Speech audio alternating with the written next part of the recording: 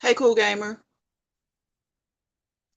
Hey, cool gamer. How are you? How are you? How are you? How are you? Hello. I saw you earlier today somewhere. I can't remember where I saw you at, but I saw you.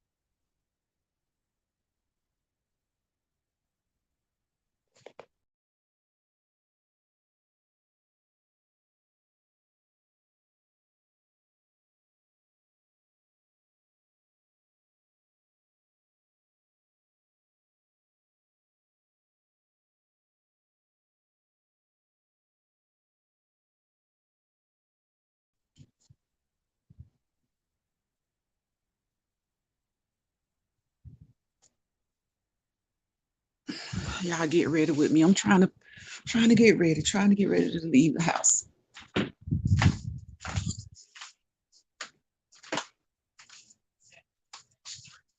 Cool gamer, you're so quiet. You so quiet.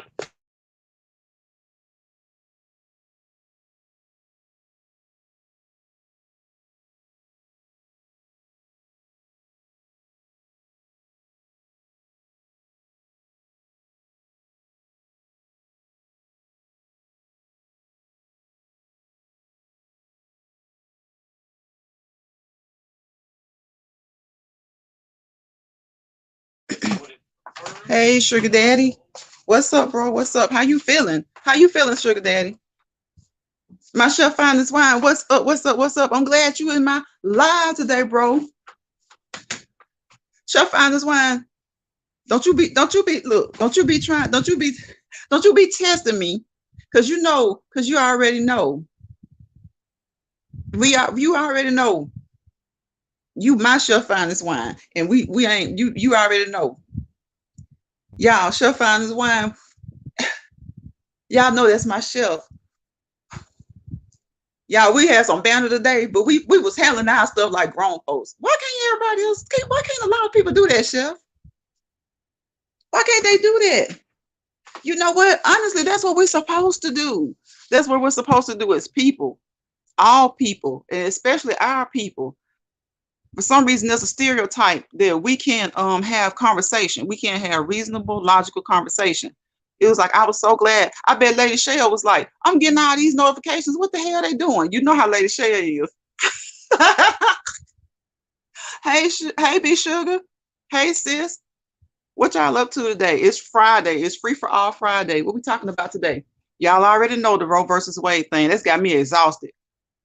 Because, and the reason it's got me exhausted is not simply because of Roe v. Wade. It's got me exhausted because we have a Supreme Court justice that looks like us. And y'all, if that ain't the Sambo of the 21st century, I don't know what is. He has a whip. Yeah, he has a whip. He has an iron fist, and he just feels like, is this no questions asked, no questions, no conversation to be had. Y'all know whatever law it is, whatever situation in life we encounter. Hey, Jill, welcome to the live, Jill's comfort zone. Y'all know that whatever situation we encounter, there has to be room for exceptions.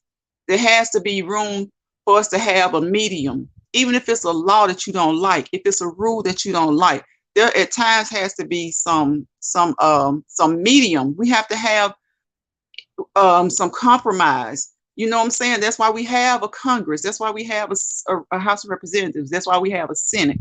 And of course, we aren't going to all agree. But I was like so glad that when me and Chef was having our dialogue today, it was like straight dialogue. I wasn't angry with him. He didn't get angry with me.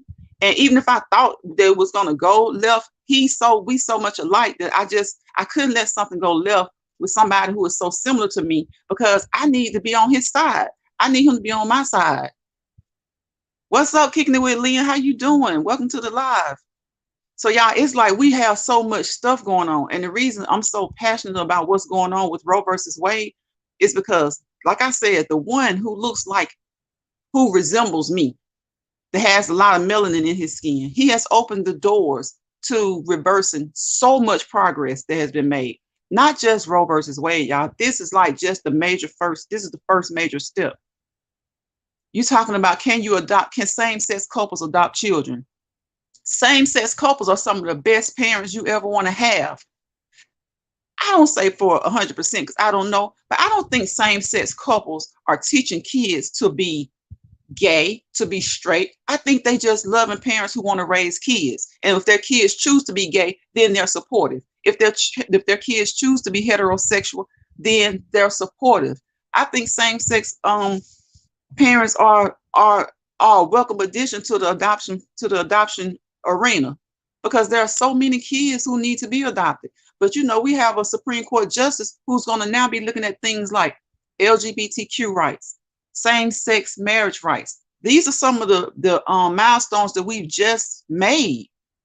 So they're going to not only be, when you think about rights, y'all, I'm not for abortion for myself personally, but my thing is the rights, your rights. Tupac put it in the simplest form. Who is he to tell a woman when and where to create one?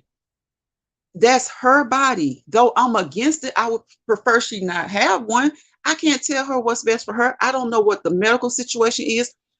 What about the little girls, 11 years old, who face incest, who face being taken? What about the 50-year-old woman, 55-year-old woman who's going through menopause, maybe pregnant because she was forced to be pregnant? We have to think about things, y'all. We can't just look at laws as blanket laws.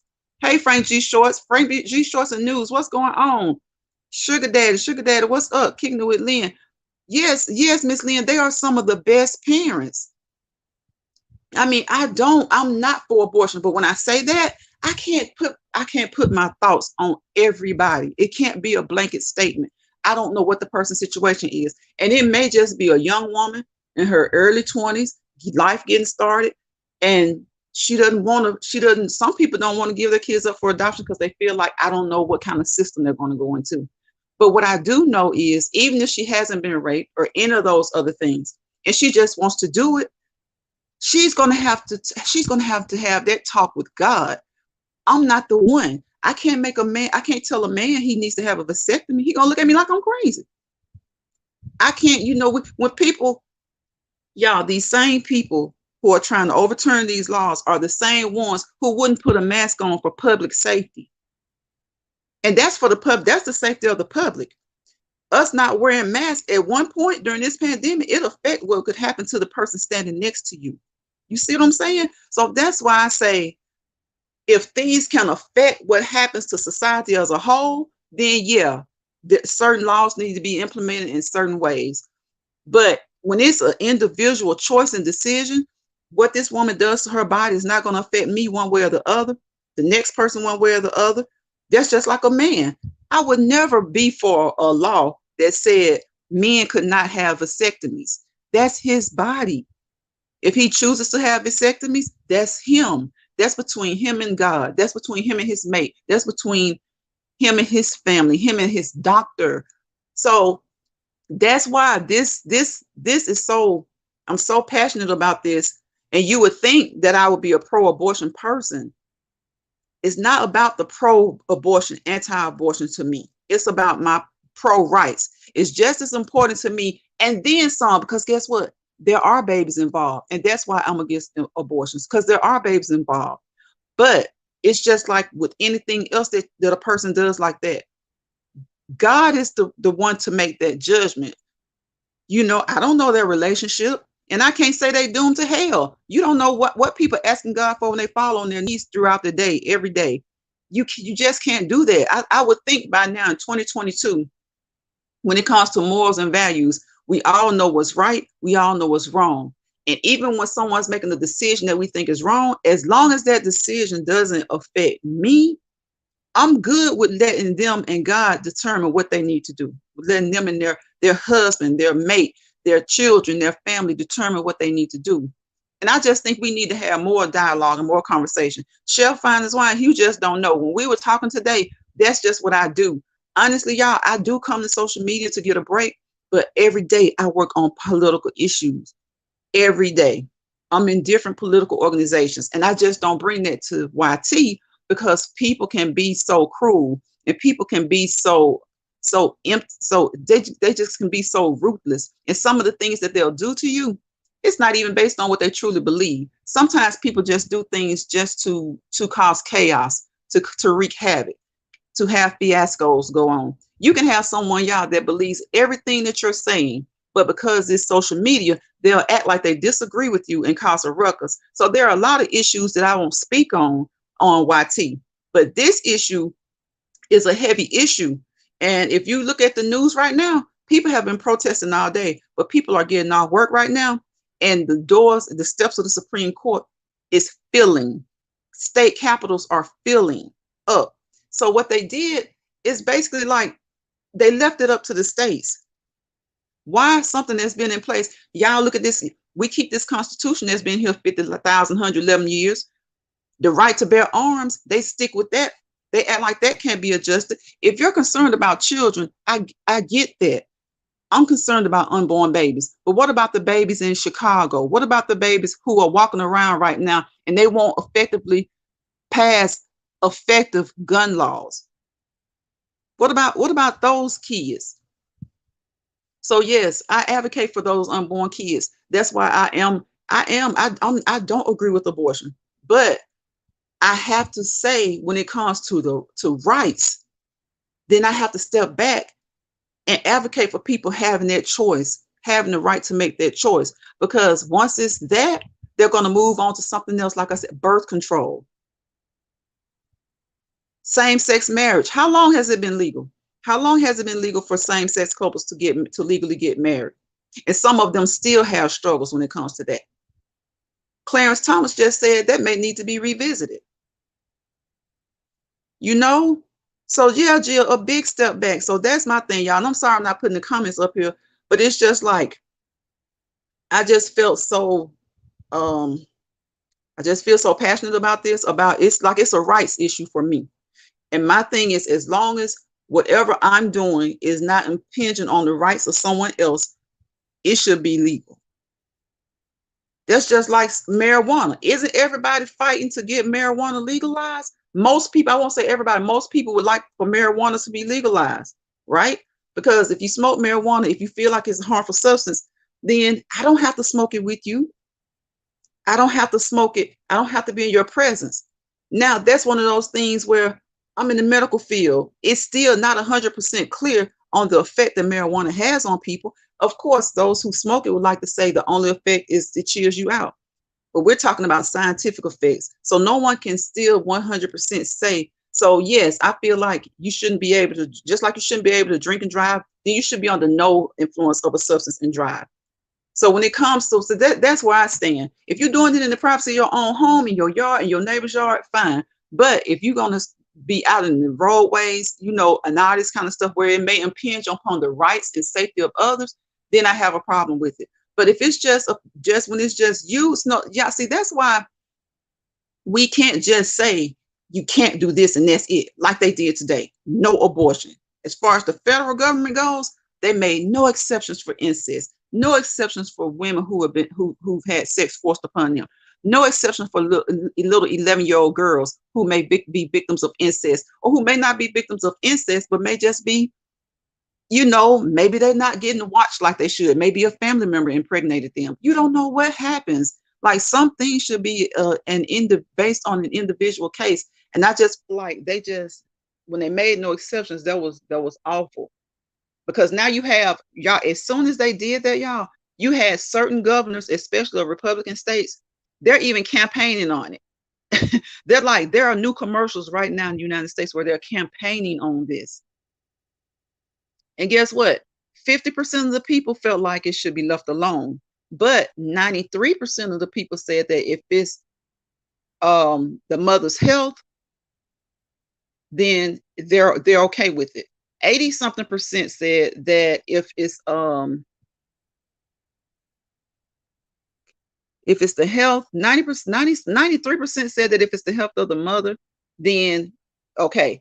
80-something% said that if it's incest, then that should be taken into account. You should not just flat out tell these people you can't have an abortion.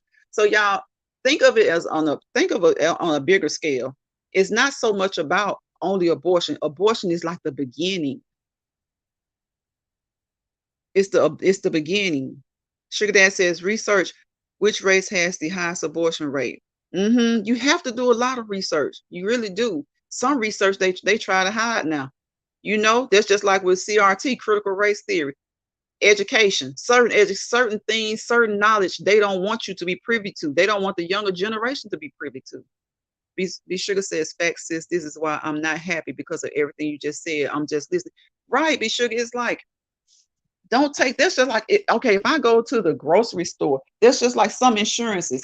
Y'all know that sometimes you have some insurance and they'll tell you, well, you can go to a specialist, but because you have this type of insurance, you have to go to the specialist that this doctor said send you to. Well, what if a person wants to go to a specialist of their choice? So you can go to the specialist that you choose, but then they probably won't pay for it. My thing is, if you have insurance, why can't you go to the specialist that you feel comfortable with? So that's when I say this is opening up the doors to a lot of stuff, y'all. Just the rights of a lot of rights will be trampled upon. And then for the Supreme Court justices to have the writings, the opinions that they put out with it, and to me, like I said, Clarence Thomas, he is the worst. He's the worst. Right, Sugar Daddy. What about the mental health? What about these kids who, if you're not for abortion, who's going to take care of these kids? We already have people talking about, I'm tired of taking care of other folks' kids, even though technically, if you want to get technical about it, they're not taking care of other people's kids, even if they're living off the government. And if they are, who cares? The government can send billions and billions of dollars to other countries to fight wars. So how about just take care of these kids? You will have people who will be getting group homes for children. I'm in healthcare. I've literally heard people say, you make this much money if you take in kids. If you can pass whatever the regulations are to having kids in your home, to having foster children, you get paid so and so, so and so, so and so. So guess what those people do? They take in a few foster kids. They do the bare minimum that it takes to take care of them, and then they feel like they have a check. You see what I'm saying? So it's like that bothers me. That really bothers me. And so like I said, I'm not just pro-abortion, because some people have used abortion as a birth control. And I'm definitely not for that. You ask some people how many they've had, and you won't be pleased with the number that they'll tell you. So that's why I say it takes dialogue. Y'all, it takes dialogue. It takes communication. It shouldn't be, and I'm just going to say this, I don't know if they're going to get mad about it, YT or whatever, but old Caucasian white males should not be dictating to women, to other men, even to children, what to do with their bodies, period. They just shouldn't. We can't tell them what to do. When that side chick gets knocked up, guess what? They're going to have them. They're going to have them. But when the person who realizes, okay, I got pregnant, but I can't take care of this baby, can't get an abortion because they can't afford to go to California, or they can't afford to go to New York, then they end up with a baby, and then that baby becomes neglected. So it's a lot of stuff, y'all. It's a lot of stuff that's going on, that this Roe versus Wade, it isn't just about Roe versus Wade. It's about women's rights. It's about the setback. It's about LGBTQ. And I keep saying that because when LGBTQ go through things, they reference African Americans' rights. So if we're gonna use each other. You see what I'm saying? If we're gonna use each other and use us in the right way. When the pandemic was going on, how long did it take them to get an anti-hate bill for Asians? How long did that take? It was like almost immediate. So we have to be realistic. Even if it's something we're for or against, we have to be realistic in the way our legislators are dealing with issues. This is a Supreme Court who only has 3 liberals. Liberal people hate it or like it. You know what? They talk about race a lot. Black people are some of the most conservative people when it comes to thinking. That's just like me and Chef both said. We were not for abortion. We're not. But when he fully understood everything I was talking about, he immediately was said, well, in the case of incest or rape or something like that, then that's a whole different story. So when it comes to abortion in a general sense, he's conservative. He's not for it.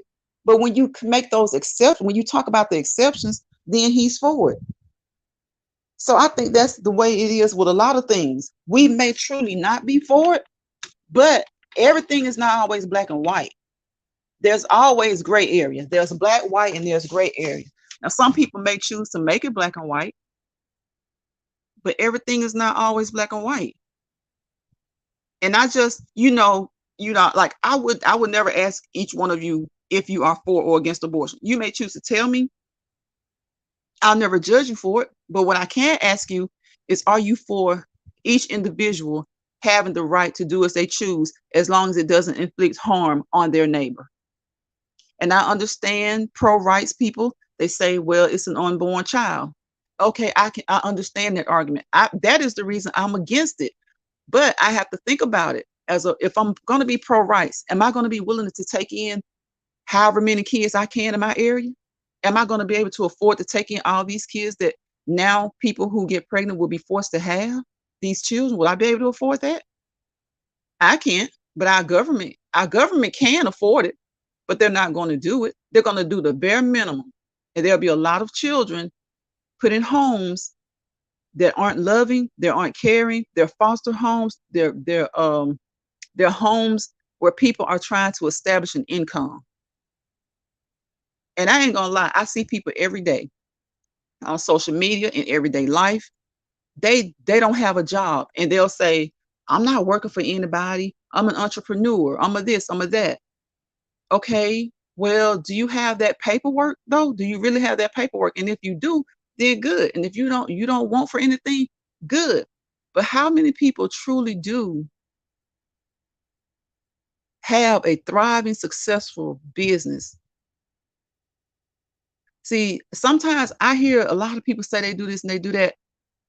And like I said, if they can make it, they can make it. But I also see people, it's a hustle.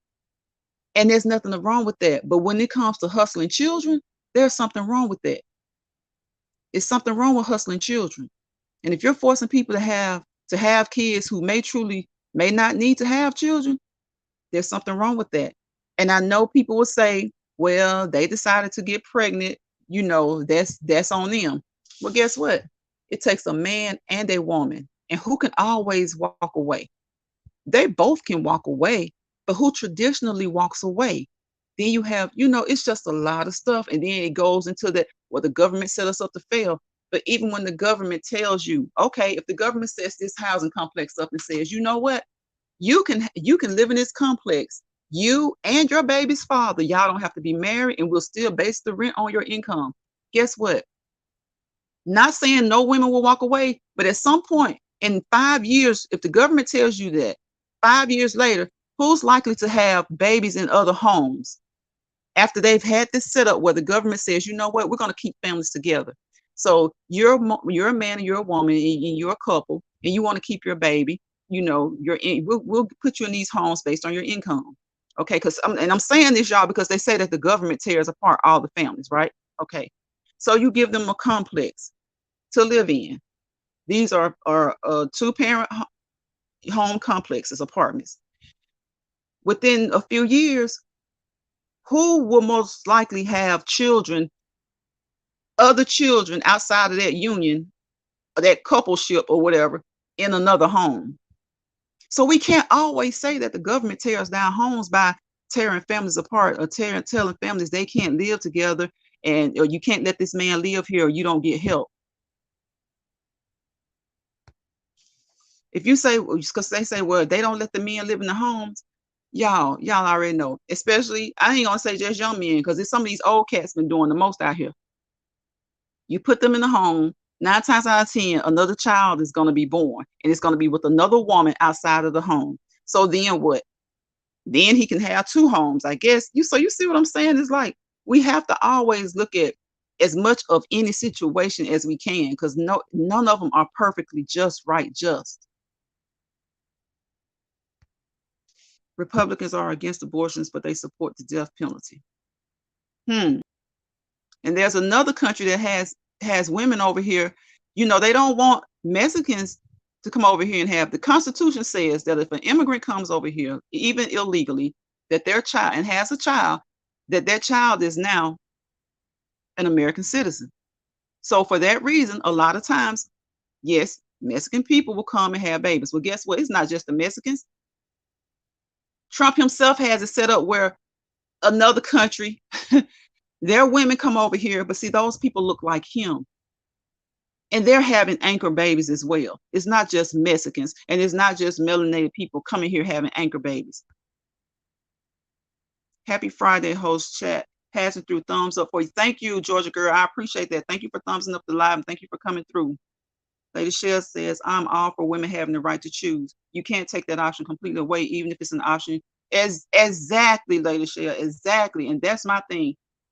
I'm not a fan of abortion, but I am a fan of having the right to choose, because that's a situation she's going to have to talk to God about.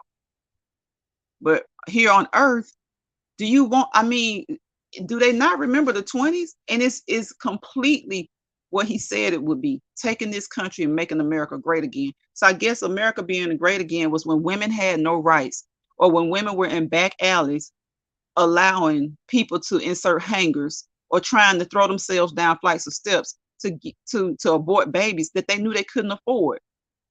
And I'm not even going to even have that discussion about where they shouldn't have got pregnant. Well, you know what? It always takes 2. It always takes 2, and it's a lot easier for one to walk away than the other. And I'm not bashing men, but it's a lot easier for one to walk away than the other. I'm not bashing men because sometimes both walk away. But what I am saying is it is a lot easier.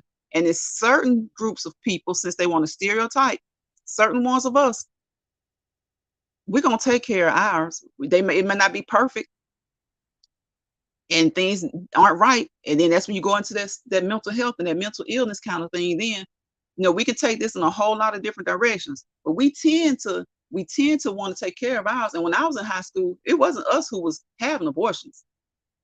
Some of us may have been sent off, and then you come back home and bam, wham, there's a baby, but it wasn't us. So there are a lot of reasons for this overturn, a lot of reasons. Some people say population control. Some people say certain groups are becoming a minority and they don't like that. It's a little bit of everything, y'all. It's a little bit of all of it. Jill says there are so many women who are damaged behind giving themselves an abortion from back in the day. Exactly, Jill, exactly. And then to think that young ladies today aren't afforded a right that their mothers and grandmothers were finally afforded in the 70s.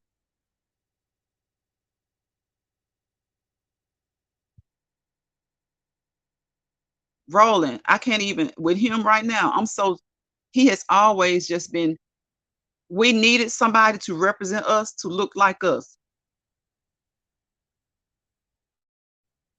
But he was not the right representative. He definitely was not the right representative. And everybody who voted the way that they voted has a jacked up history. They have a jacked up history. You had one that our last president put on. He was accused of forcing himself on a woman. But things like that, they're okay. It just depends on who does it. They get by with it. Depends on who does it. With all the gun violence that's going on. I saw a case where a lady had a gun yesterday, like a couple of days ago, and said she wanted to kill a MFing NIGGA. And the most they want to charge her with is disorderly conduct. Last I thought that was supposed to be like a domestic threat, a domestic terrorist threat. Yes, Jill. So it's like that's the, it just is it angers me a lot because it's not just abortion. Right. Right, sugar daddy. Exactly. Exactly. Jill says all the people who keep whining about their voting because it doesn't count. Jill, I've heard that a couple of times today. And I'm like, if y'all if do you really think voting doesn't count? Why do you think they're doing the things that they're doing right now? It's because voting does count. That's why they're doing what they're doing. It's because they have realized that voting does count. And voting makes it more people turned out for the last election than turned out for the elections of '08 and 2012 when Obama was the president. And that's another whole thing I'm not going to even talk about because sadly, our people thought that Obama was going to be able to just run the country on the behalf of Black people and was going to be able to give us the 40 acres and a mule. And when he wasn't, they got pissed. I'm like, there are some things that he did that I don't agree with. There are some things that he did that I do agree with. A lot of things that he did that our people don't even know. A lot of resources he made available that our people didn't even know. Because a lot of times some of our people are so used to just having something handed to them openly. Say and being like, see, this is yours. This is for you. You know, we're doing this, and this is everything doesn't have to be. I was able to get my degree because of Obama. There are a lot of other things I was able to do for my family because of Obama. A lot of times we just don't know about the resources. That is why I have the issue. Making us know about the resources. Stop hiding resources from us. Because there were resources that I had to dig for. So you got some of us who are mad at Obama to this day. Oh, he's a part of it, whatever. He's a part. Hell, all of them are part of it. He was just the first black one. That was a part of whatever you thought or think is going on. It's conspiracies all over the place. All of them were part of it. He's just the first black one. But we have to make each other. That's what I talk about in our community now. We have to make each other aware of the resources that are available to us in our communities. Because guess what? The majority, they're always going to hide them. They're always going to hide things that will help benefit us. But he didn't miss it because he dropped the ball. He missed it because Mitch McConnell held out and wouldn't let him vote on it. So a lot of times people blame Obama for things that he had no control. The president cannot control everything. There's three branches of government for a reason, for checks and balances. It's supposed to be for checks and balances. And so our attorney general that we have right now would have been on the Supreme Court had our Senate not withheld his nomination. He was nominated, but they didn't confirm him. So once he wasn't confirmed, that left an appointment for Trump, and that's when Gorsuch got it. Then he put Kavanaugh on there. Then he put what's her name on there? Amy. He put her on there. So a lot of times you can't, when people are blaming presidents for things, and it's just like today when a Republican, now this just comes with the territory. When there's a Republican in office, everything's going to be his fault. When you're talking from the liberal side, when there's a liberal in office, a Democrat in office, everything's going to be his fault. But it's really funny to me when when a Republican is in office and the gas prices for whatever time period it was went up. Well, the president doesn't control the gas prices. That's what you hear. But when a Democrat is in office, the Republicans will say, well, the gas prices are up because of him. But when Bush was in office, you said that the president doesn't control gas prices. And the sad part about it is that a lot of our people will fall for some of the okey doke. Biden ain't did, and then look at these gas prices. Before you say something like that, look at history and look at what Republicans would say when the gas went up and a Republican president was in office. The first thing they would say is that whoever's president doesn't regulate gas prices. That's what they say. That's what they say. Right, Vicky. Everybody is a part of it. Everybody. Right, Jill. People have to learn about the government and right government and government systems. They really, really do. A lot of times, and then it's like sometimes you feel like you're just talking to a brick wall, and then sometimes people are like, "Well, I don't want to hear about that." Like, what do you want to hear about then? Like, of course, we get away and we come to so that's why I don't talk about it a lot on here. We come on social media to have a getaway from this stuff, but when things happen like what happened today, sometimes it needs to be talked about. That's why more progress hasn't been made because of all the shucking and jiving, the shits and giggles. It's always a time for shits and giggles. I love shits and giggles. Shits and giggles can cover up. Sometimes you got to laugh to keep from crying, but you don't use shits and giggles to act like things don't exist.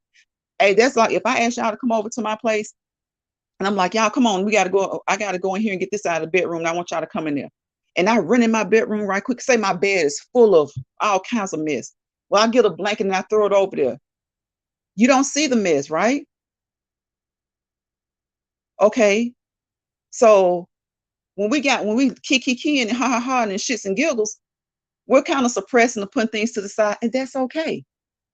But when you leave, at some point, I'm gonna have to pull that blanket up and fix that damn mess.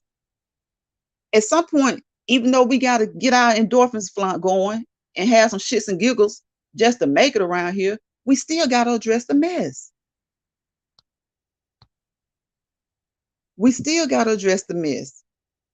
Your phone was blowing up, Chef. You a busy man. Yep, yep, sugar daddy. You a busy man. That's what happens. So that's just my thing. Like sometimes people are like, well, I come to social media for laughs and stuff. That's why I come to social media. I work with politics every day, and I'm in the medical field. So I, I see a lot of stuff. I deal with a lot of stuff. I go to state capitol to all types of stuff, to all types of meetings and all types of stuff. I don't know everything, but I know the most basic things. And I know as a people, our people need to learn more about the most basic things because right now our people feel defeated and they feel like they're going to do what they want to do anyway. That is a big consensus amongst our people. 80 million people who were eligible to vote did not vote the last time. 80 million people who could have voted did not vote. So that means from the age of 18 up, didn't vote but could have. It has to be education. It can't just be, well, they're gonna do what they want to do anyway, and I want to laugh. Yeah, let's laugh. We gotta laugh to keep from crying. But just like I said, if my bed is covered with junk all over the place, I can cover it up and hide it from my company. But when my company leaves, at some point I need to pull that cover back and start cleaning up the mess. So I'm all for the shits and giggles and laughter. That's why I don't talk about this kind of stuff on here a lot. I'll talk about mental health. I'll talk about, bringing peace amongst our people. Like I say, peace, positivity, and prosperity. But sometimes politics has to be a part of the discussion for our people, for all people, all people. I said more people turned out to vote in this last election. And it's sad to say, but yeah, sometimes you do got to go with the lesser of two evils. When it comes to human beings, sometimes you do have to go with the lesser of two evils.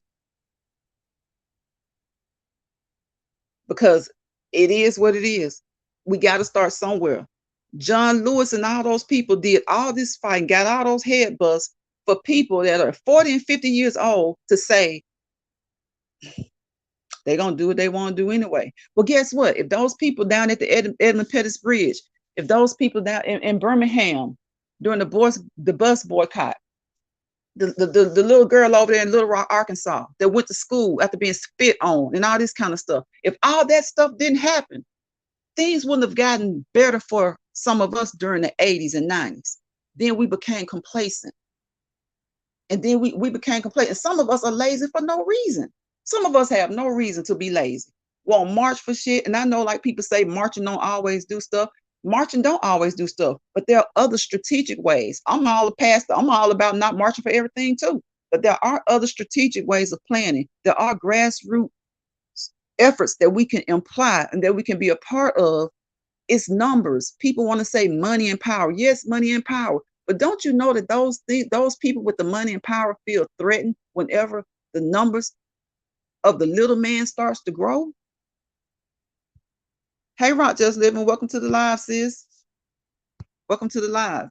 Those people who are in power, those people with the money, as long as we got the system of government that we have, at some point things can get better. Are we living like our folks lived in the 60s? Are our mothers and grandmothers and fathers having to be maids, midwives for a living? Or are we out here doing whatever we can? Are we out here getting educated? Are we out here getting technical certifications and doing pretty much what we want to do? You know how many African Americans have owned one or two homes now by the time they're 40 and 50? Yes, the systemic racism is still at an all-time high. But compared to when our parents and grandparents were coming up. So things have gotten better. And because things got better, some of us got complacent. And I won't always make it about race, because I promise you, I have white sisters and brothers that participate in things like fighting racial gerrymandering with me every day. They come to stuff and I feel bad, because I'm like, where are my people? They're fighting for the district, the people who live in my districts, or the people who live in districts of some of my family members, to have it so that their voices can count when they vote. Yeah, voting doesn't count when you allow others to vote and put the people in place who they want in place. It doesn't count. So you have to tell your children, you have to teach your children, your nieces, your nephews, and you got to get up off your butt. And sometimes it's more than just about voting. Like I said, the last election, you would have thought with us having a Black president, some people say black and white, whatever, he's melanated. That was like the biggest turnout until we ended up with Trump. And then this last election, the turnout was bigger than when Obama ran. So numbers do matter. Nobody can tell me, yes, money and power makes it hard for us to get anywhere, but nobody can tell me that numbers don't matter. Numbers matter. Numbers matter, baby. That's why Trump was over here trying to have these folks lying about the ballot box, because votes and numbers matter. And that's all I've been saying all day. It's more than just about Roe versus Wade. It's more than that. Exactly, Rock. We're dealing with the Trump effect, and we're dealing with people like Clarence Thomas, who was made a Supreme Court justice when the first Bush was in office. And this is and Alito and all these people. These are the changes. These are the things they wanted. Things like same-sex marriage. They just legalized that stuff. Well, Clarence Thomas just today said they're about to revisit some of these issues because they know they have a majority. And even Justice Roberts, he would sometimes come and vote with the liberals and things would be okay. Just like with Obamacare. Y'all, they ain't done with that. You know how many people have insurance now because of that? And now that they see they can overturn Roe versus Wade, the only thing that kept saving Obamacare was because Justice Roberts would not vote with those conservatives. Well, now that is 6-3, even if he votes with the Democrats or the liberal judges, it's still 5-4. They can basically do whatever it is that they want to do. Everybody's speaking. Hey, y'all, I'm pissed. I'm kind of pissed off because I think people don't see the bigger picture. We'll argue amongst ourselves and they're sitting back laughing because we don't see the bigger picture. That's why when I see people on these social media going at it, toe to toe, just going at it over some trivial bullshit. And then this other stuff, if you think it doesn't matter on your federal level, think about your state level, think about your local level. I don't care what level they get in, even though it all matters. I just want people to get in and see. The more you get in, the more you'll see that it all matters. A lot of people say, well, it doesn't matter what the federal government does. It's about your state and local. Well, today it matters. Today it matters. And if they start saying that same-sex couples, 2 men, 2 women can adopt children, guess what? It's going to matter. We just came to a point where people, if 2 men get married, what the hell does that have to do with me? What does that have to do with me? What the hell right do I have to tell them to get married or not? What to do in their bedroom? If two women do it. But you got elder Caucasian men and this one black male who has lost all concepts of the fact that he's an African American, telling us that uh, they know better but about what we need to be doing in the bedrooms. So see, it's not just about Roe versus Wade. It's about your rights. It's about rights. Ever since that dude became president, people have gotten bolder with their bullshit. Exactly, Rob. And see, the pieces have been put in place. They were starting with the first Bush. For every conservative judge that we have, then they took Obama's nomination from him, held out over a year. So now he's our attorney general, but we need him on the Supreme Court. So that's a conservative that he put on. He put on 3, and now our courts are 6-3. And even if one of them sides with the liberals, it's still 5-4. Whatever they're trying to pass is going to get passed. So that's why I'm telling people. That's why I'm so like upset when I'm hearing people talking about votes don't matter. Yeah, votes do matter. Votes matter when it comes to systemic racism in the justice system. These judges some of these judges are appointed by governors. Start paying attention to who your governors are. Start advocating. Start getting involved with it. Start getting to these young kids and telling them to register to vote. Sometimes you just got to do what you got to do. Tell them, look, come here. We'll put you on this van. We'll take you. Some of this stuff is old-fashioned 40s, 50s, and 60s shit that we let just get away. They're emboldened. Right. He set up, Clarence Thomas has been on there since the first Bush. Then another one was on there, I think, I don't know, from Bush or who was he is another one that's been on there for years. Trump put 3 on there. I think Roberts was with George Bush. Okay, they took an opportunity that Obama had. So now people are talking about expanding the Supreme Court. Do you think they're going to do that when they got all this power with a 6-3 vote right now? 6 conservatives to 3 liberals. Do you think our Congress is going to pass something saying let's expand the Supreme Court? Hell no, they're not passing that. They're not passing that. So that's just my thing, y'all. Is what, no matter what you believe, at the end of the day, if there's a ruling for anyone, I tell you what, it's a lot of people who are against abortion, but 50% of the people polled, even some who are against it, said that things should have been left alone. It's been said like this for 50 years. Everything, why mess with it now? Because at the end of the day, for me, would I want my kids to have one? No. But you never know. You never know why a person has to. Even if it's just a young lady feels like they can't take care of the baby. Listen to her. Listen to her. She may not want to give her baby up for adoption. What if she gives the baby up for adoption and years later finds out that the baby got on drugs, that all kind of stuff happened to the baby, God forbid, and the baby could turn out to be president. But I'm just saying, that's her choice. Let that be between her, God, her doctor, and her mate, her family. It's not something I would do, but I have to still advocate for people's rights.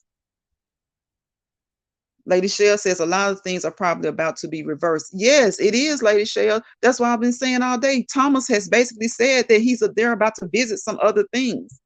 And I mean, they were groundbreaking things. Look at affirmative action. For years, they've been trying to completely get rid of affirmative action. They're saying it's not needed anymore.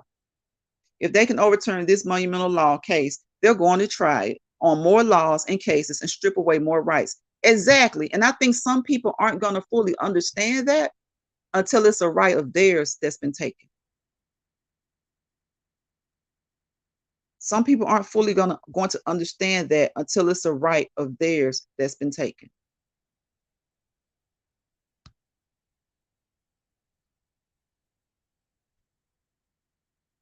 And that's so sad.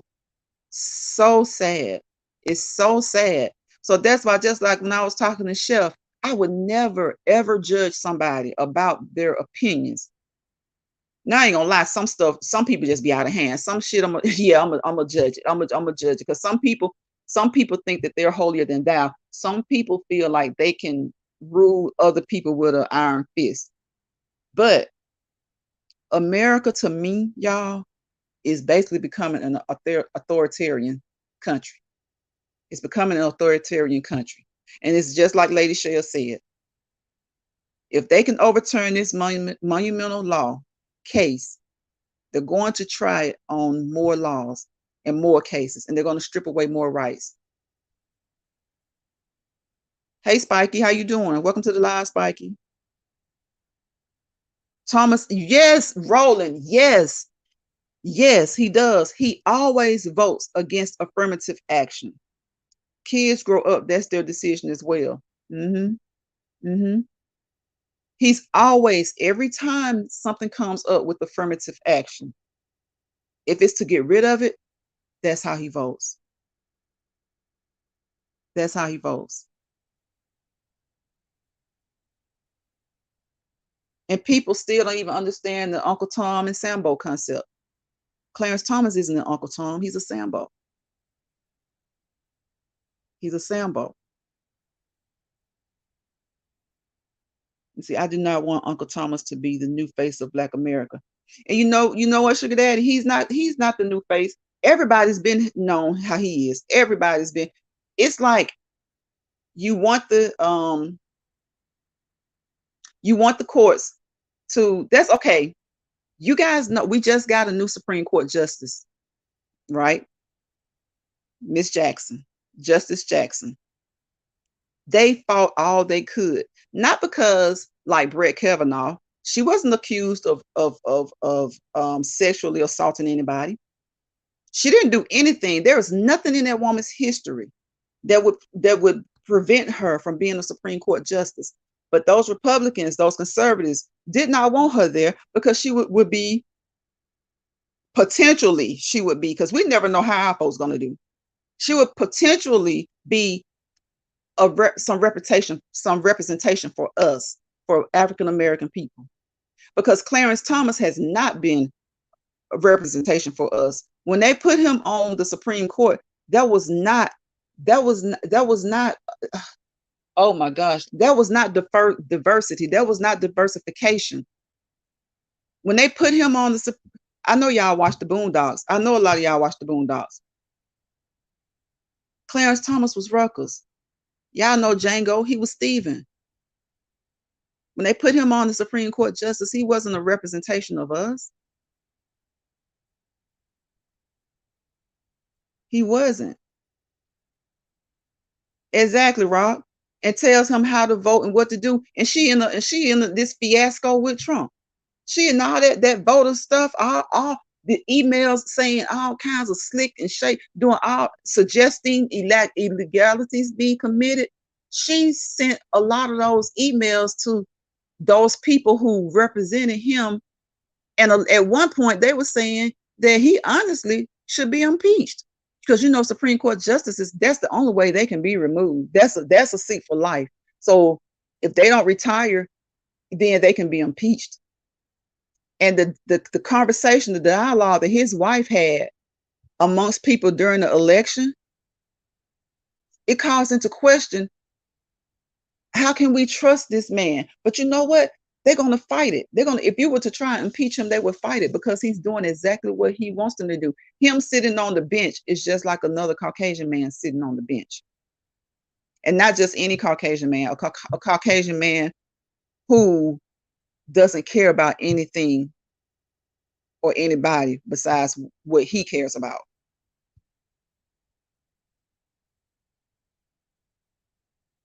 He's been a bit too vocal. You know what, Sugar Daddy? I'm glad that he's vocal because he was kind of quiet from time to time, but we all knew. It's just like a racist person. It's just like when living in the South. You know what? A lot of people up north love to say about how racist the South is. Well, guess what? People in the South would much rather know who's racist than to sit there and feel like they aren't. Because you think people up north aren't racist if you want to. There are places up north that are just as racist as places down south. And really it's worse because some of us, our people living up north, they think it's worse in the south. I have people in Chicago, I have people in Detroit. If they're so concerned about babies, why isn't more being done about these killings, these mass shootings? If they're so concerned about children, babies, why isn't more being done about gun laws? They finally passed something, and it's still not enough. It's still not enough. Yes, Rock, she is. She definitely is. She definitely is.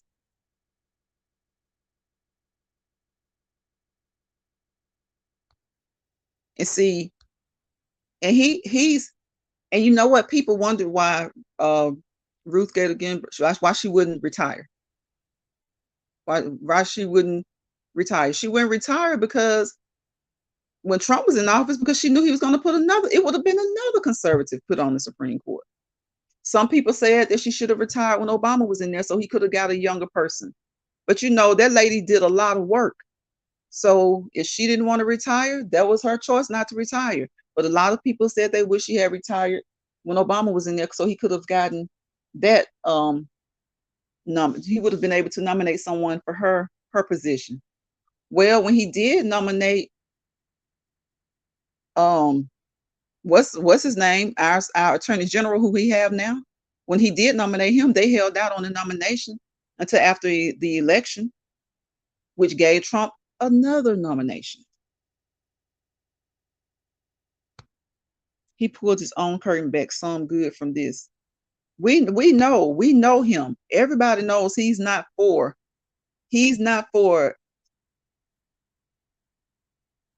let me tell you, he is the person that Massa could trust to make sure that things would run smoothly when Massa had to take a week off. That's who he is. What if you don't mind me asking, why did you vote for Trump? Who voted for him, Spiky? Yeah, I don't know. I think he just had some people fooled. I don't know how, but Spiky, if you don't mind, why did you vote for him? And when you got, some people say when you got two evils, that's just like when he ran against Hillary. Well, God damn it, take the lesser. Take the lesser. When you don't have a choice, take the when you got evil one and evil two, take evil two. If evil one is worse, whoever is worse, take the one who's not. I'm anti-abortion, and I was with the border wall. Well, Spike, are you against the other Caucasian women who come over here and have anchor babies?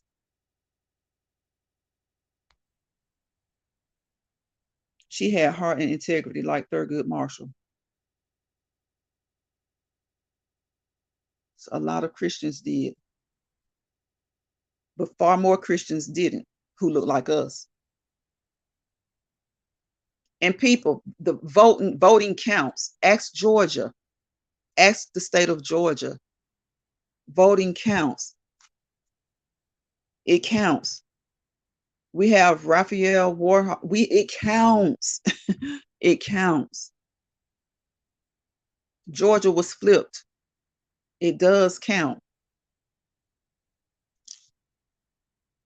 I hate to hear that. I know it's discouraging. It can be discouraging.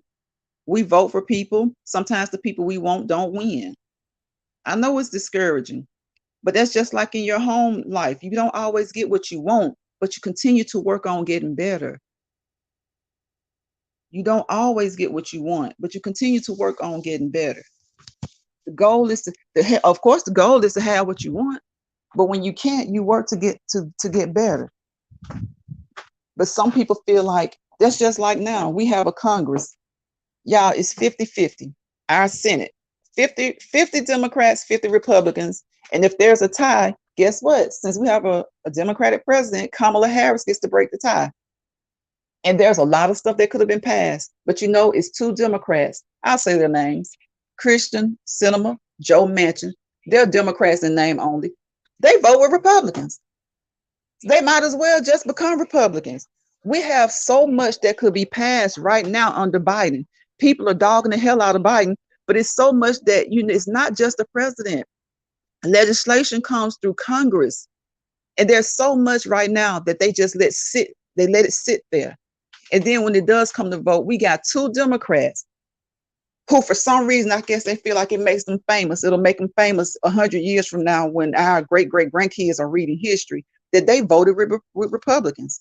We have 2 Democrats right now who won't vote. If they voted straight party line 50-50 to pass something, if they put it to vote right now, Congress controls the purse strings. A lot of people they don't know Congress controls the purse strings. If they put it to vote right now to give all of us $1,000 a month, y'all, we got 50 Democrats, we got 50 Republicans. If 50 Democrats says give them the money, and if Republicans say no, guess who break the tie? Kamala Harris. But we got 2 Democrats who would ignorantly go and vote with the Republicans. See, it's like we can't win for losing. But guess who gets the blame for that? Biden gets the blame for it.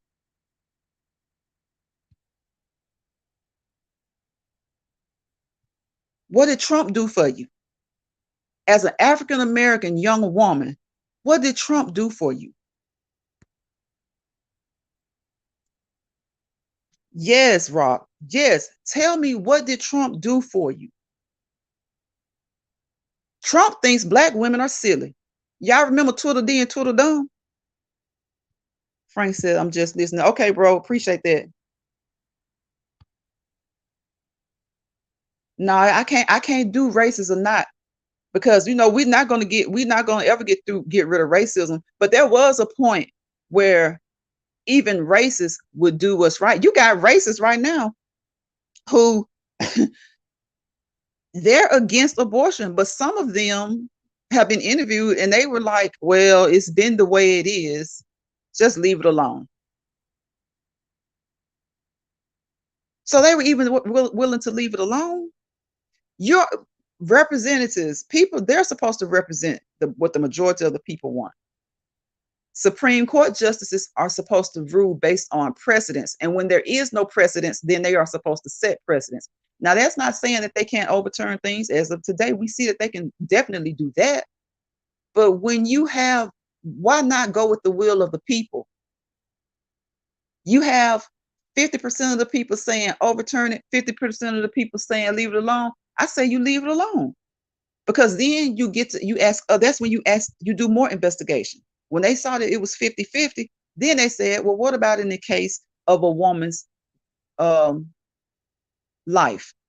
What if it's a matter of life or death for the mother? 93% of the people, racists or not, Republicans or not, Democrats or not, said that they were okay with that exception. They said, what if it was incest? 80-something% of the people said, well, I'm for abortion, but now if it's incest. So that's what I'm saying. Sometimes it can't just be black and white. Thank you, Beck. Thank you so much, sis. I appreciate you. Thank you for coming to the live. Anybody who I have now, welcome to the live. I'm sorry. I appreciate y'all. Y'all know I love y'all. It's always peace, positivity, and prosperity over here. We got to have peace, because without peace, it's chaos. And the later it gets in the evening, more and more people are at their state capitals. They're at the Supreme Court. They're all over the United States. They're marching. They have plans for tomorrow. Marches don't always work. I'm the first one to say that. But you have to do something. You have to keep stuff in the spotlight. Rob says VTR people are lost. Yes, Rob. Yes. We will never come together for the greater good. Never. Because it's always this degree of complacency. They're just satisfied with the status quo. They just feel like, well, we do better than our grandparents and our parents did. And they're okay with it. Like I said, I don't mind kikiing and laughing it up. You got to laugh sometimes to keep from crying. But just like the same example I gave with my bedroom, if my bed is jacked up and I cover it with a blanket, nobody will see it. But it still don't mean I don't have a mess. I just put the blanket over it, just like a Band-Aid. I still got a mess. I still got a mess that needs to be cleaned up. If I joke and he and ha ha ha and laugh about stuff, it's all good. But it still don't mean that change isn't needed. It still doesn't mean that there needs to be some straightening. Still doesn't mean that everything's okay because I'm laughing about it. I gotta laugh about it to get a little relief. That's it. That's all. I gotta laugh about it to get a little relief. But I still gotta go back and try to clean up the mess. Thank you, Beck. Thank you so much, sis. Spiky says this was 2016. Now I just want things done. What did he get done? Trump got nothing done. He took us back like he planned to do. Like I said, he's not he people felt the way they felt, but he just made it cool and easy to come out with those feelings. And you have some people who are voting now, even though they're against a lot of stuff, they wouldn't have voted this way had he not been in office. But they see that they're acquiring so much of what they want, so much of the power that they want. So hey, now it's like shit. It's like it is what it is. Let's get what we can get. We need to keep this power. You got some people who just so upset they still not willing to vote. You got some people who as long you know what they're going to continue to inflict their power as long as people say they're going to do what they want to do anyway, because that's what they want you to say. That's what they want to hear. Hey, Tennessee Michelle says, hey.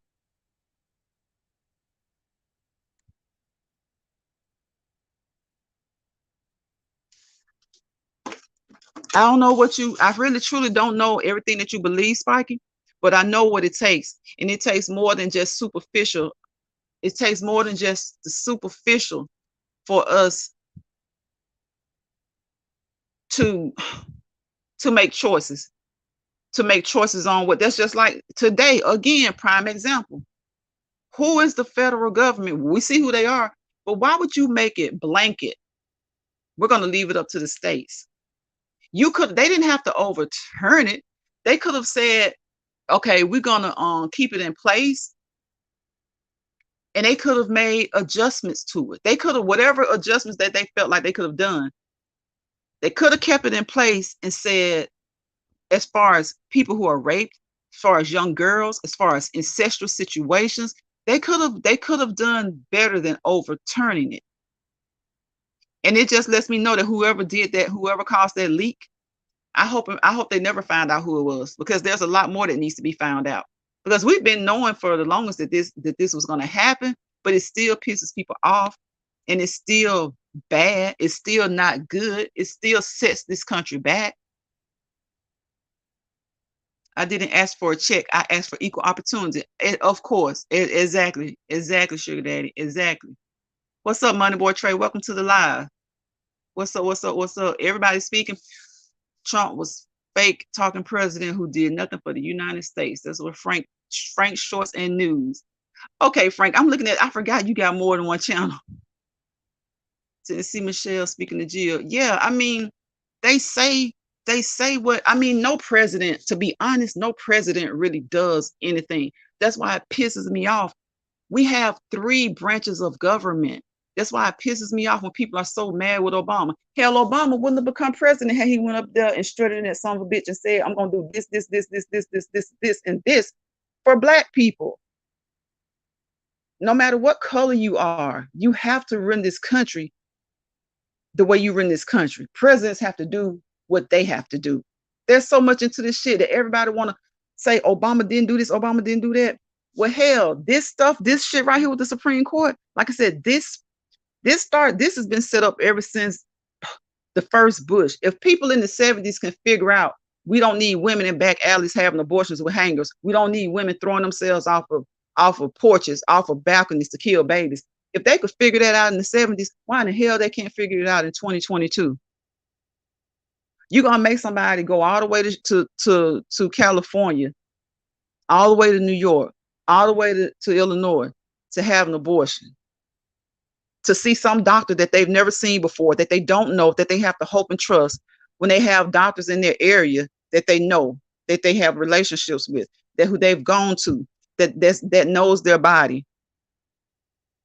This bullshit. And I'm telling y'all, it's some people keep talking about Roe versus Wade. It's more than just about Roe versus Wade. It's about LGBTQ rights. It's about same-sex marriage rights. Clarence Thomas has said today that they're going to revisit that crap.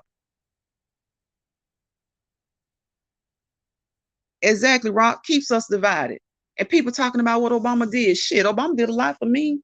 I'm not gonna lie, my degree, a lot of people didn't even know they could go to school for free while Obama was in office. Obama implemented a program that was what did they used to call it? It was implemented like back in the 80s or something like that, where people could go and get technical degrees for free. Even go to community college for free, not for get 2-year degrees for free. And then if you had that 2-year degree paid for, all you were responsible for was your other 2 years. It's become because of Obama, I was able to get one of my degrees.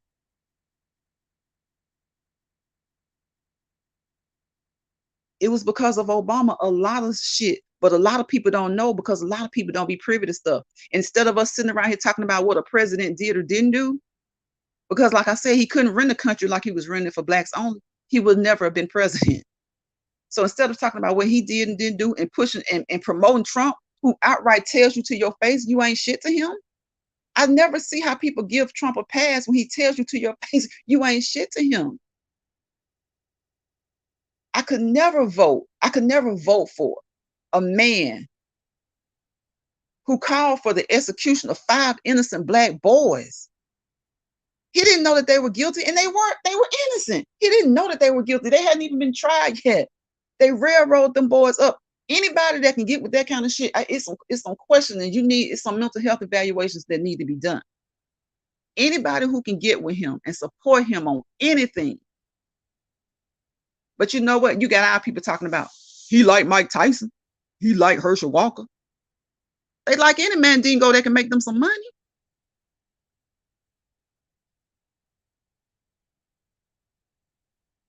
They like any Mandingo that can make them some money.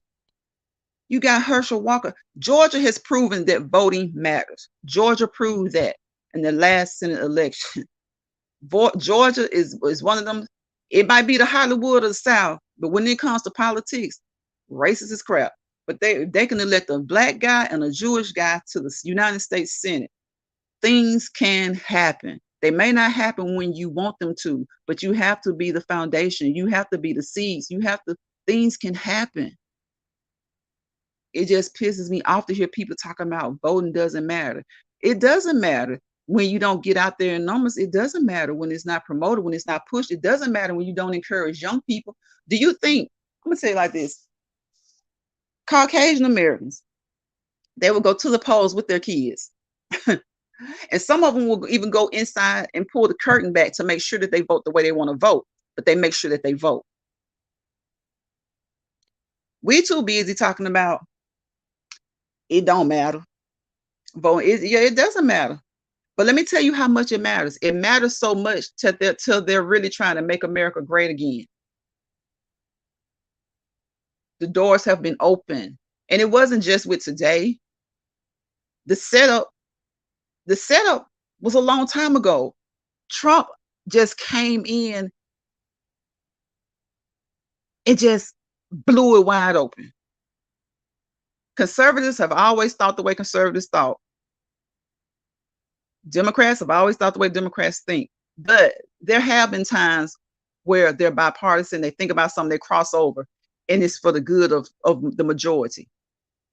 It's just like Justice Roberts. He votes with the liberal justices sometimes. And I'm sure it's been times where a liberal has voted with the conservatives. But the seeds got planted years and years ago. Some people may not be able to go further back to Reagan, but it counted as far as our generation.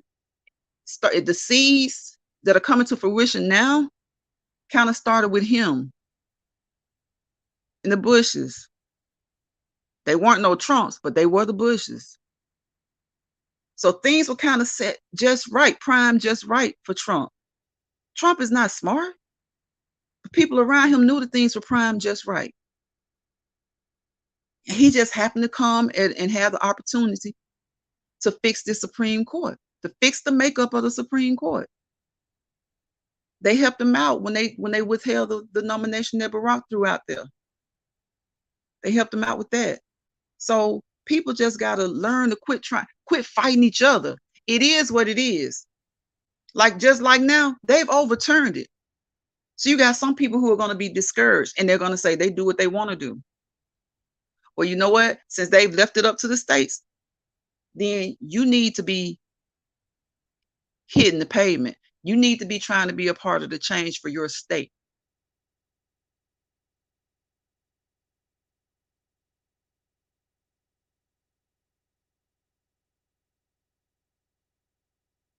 I'm missing a lot of y'all comments. I'm sorry that I'm missing y'all comments, but this just, like I said, me and Chef was having a conversation, and we had a conversation and we dialogued about it. And it's just like a lot of our people don't dialogue. No matter what you believe, even if you have to come to the point where you agree to disagree, the conversations need to be had. Because sometimes I've heard things, I believed one way, and I've heard things stick with me. And I may stick with what I believe in, but sometimes I don't. Sometimes I have to be exposed to more information, and my mind may change. The core foundation of how we make governmental decisions has always been skewed. We have to be intentional. Yes, exactly, Tennessee Michelle, exactly. Okay, B Sugar, I appreciate it. It's Tennessee Michelle. Clarence. Clarence has always been an issue. He's always been an issue. And he has not been for the good of he's not been the good. I don't think Clarence Thomas was good for the Supreme Court, period. For anybody. Yes, I hate that Obama's efforts are often overshadowed by what he didn't do. I loved Obama. Exactly. Tennessee Michelle, they act like when Obama got in office, he was supposed to be the supreme ruler of all things, all. Like he was supposed to go in there and change. Shit, if the president had that much power, he could have went up there and just started firing the hell out of everybody. The president has power. But when it comes to these laws and legislation, he doesn't have the power that people act like he has the power of. There are three branches: judicial, legislative, executive. He has a third of the power, to be honest, with some special powers granted. Hell, he can't even control the purse strings. That's just like when they gave the stimulus checks. Congress had to approve that shit. The Congress had to approve that. And it was so many people running around here talking about Trump ain't gonna give us nothing, Biden ain't gonna give us nothing. Well, they couldn't. Congress controls the purse strings. Now, what they could do was when they he did the order, giving more once it had been approved, once it had been submitted and passed. But he couldn't just say, "Hey, we're gonna give these people $3,000." I don't know how Canada's how their system works, but Canada had a good setup. France, I don't know how their system works, but they had a good setup. We had to claw and beg our Congress to pass a bill for us to get $600. We were going through a pandemic. Those people gave people like $3,000, $5,000 for 3 to 4 months straight. That was the first bill. Every time we got money, we had to wait for them to pass a bill. That was ridiculous. Every time we had to wait for them to pass a bill. But they sending money by the millions and billions over there to fight a war.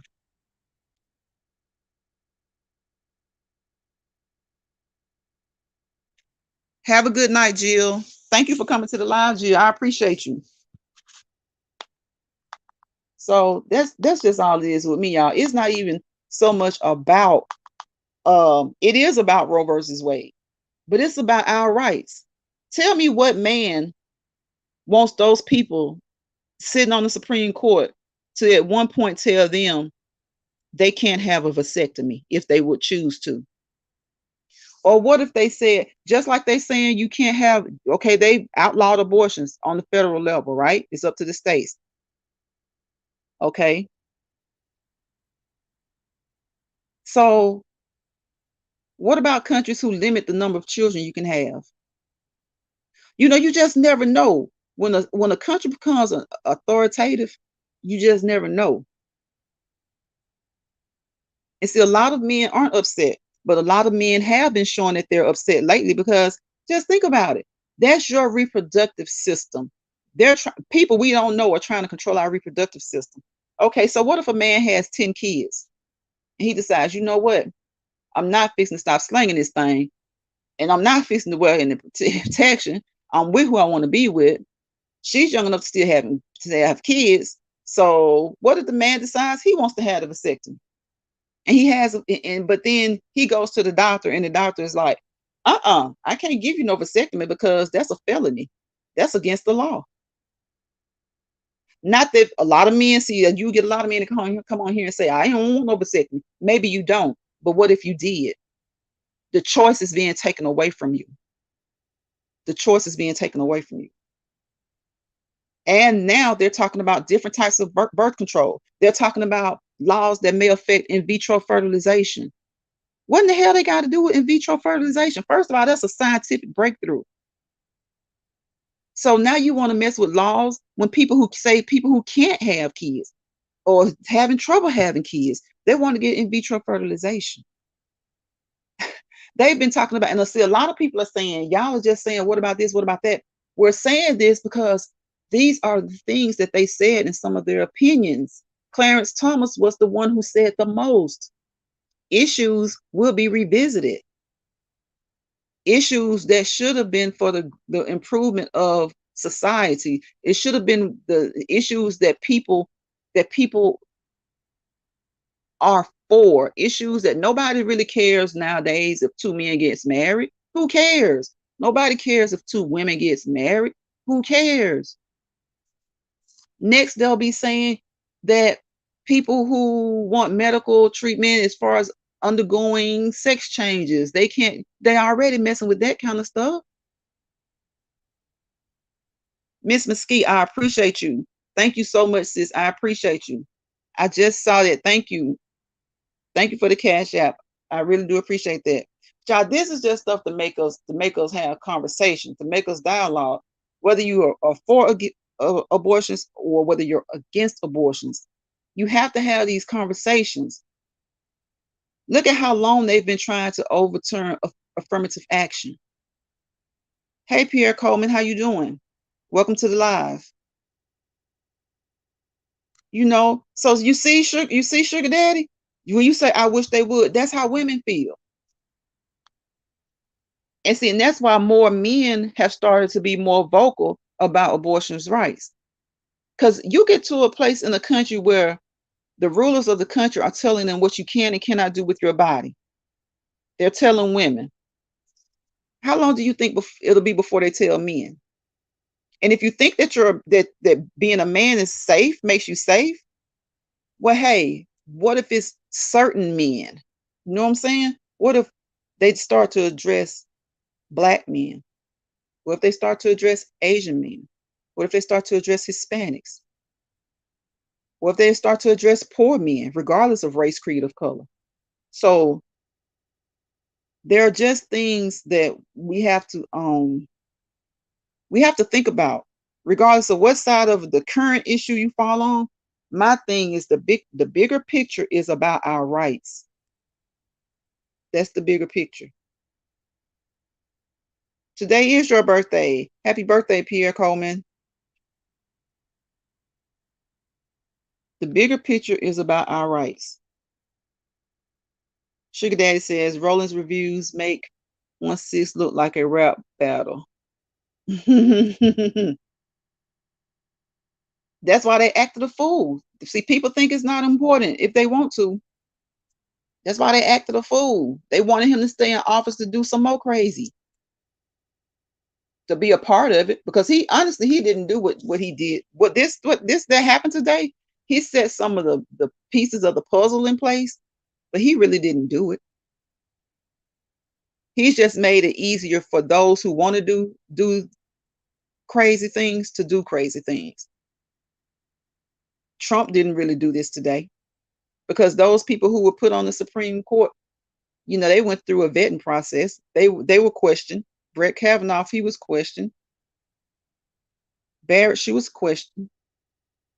They both basically lied and said this was precedents, and they probably as if that they wouldn't touch it, or even if they were going to touch it, they said that as if it was the law of the land, and they had no intentions of overturning it. They lied. They lied. Tennessee Michelle says they distract us with many things. A lot of us ain't paying attention. Right. It's like that movie, Don't Look Up. We are our own worst enemy, blind to what's going on. Exactly, Tennessee Michelle. Exactly. And I don't know if they'll let this video stay up. We haven't said anything wrong. We haven't said anything hurtful. We haven't incited anybody. We haven't said anything honestly negative. It's all about opinions. But who knows? And you know, people are saying, my thing is this law, Roe v. Wade, is what, 50 plus years old. Okay. And everybody thought it was safe. No, it's been controversial since the beginning. It's never been safe, to be honest. It appeared that way. It's never been safe, to be honest. And there are a lot of other laws that aren't safe that protect the rights of people. There are a lot of other laws that aren't safe that protect our rights. And that's just my thing. We got to pay attention.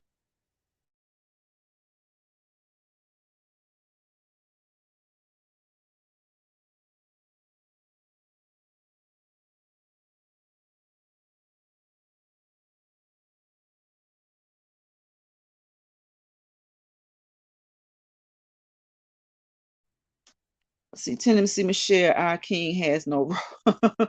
Tennessee Michelle, our king has no road. Yeah, but that was my conversation today. It was just like, I think I haven't been live all week, but this was a great time to go live. It's like I said, Chef and I, we had a conversation, and we were able to both voice our opinions that seemed to be conflicting at the time at first, but honestly, they were the same.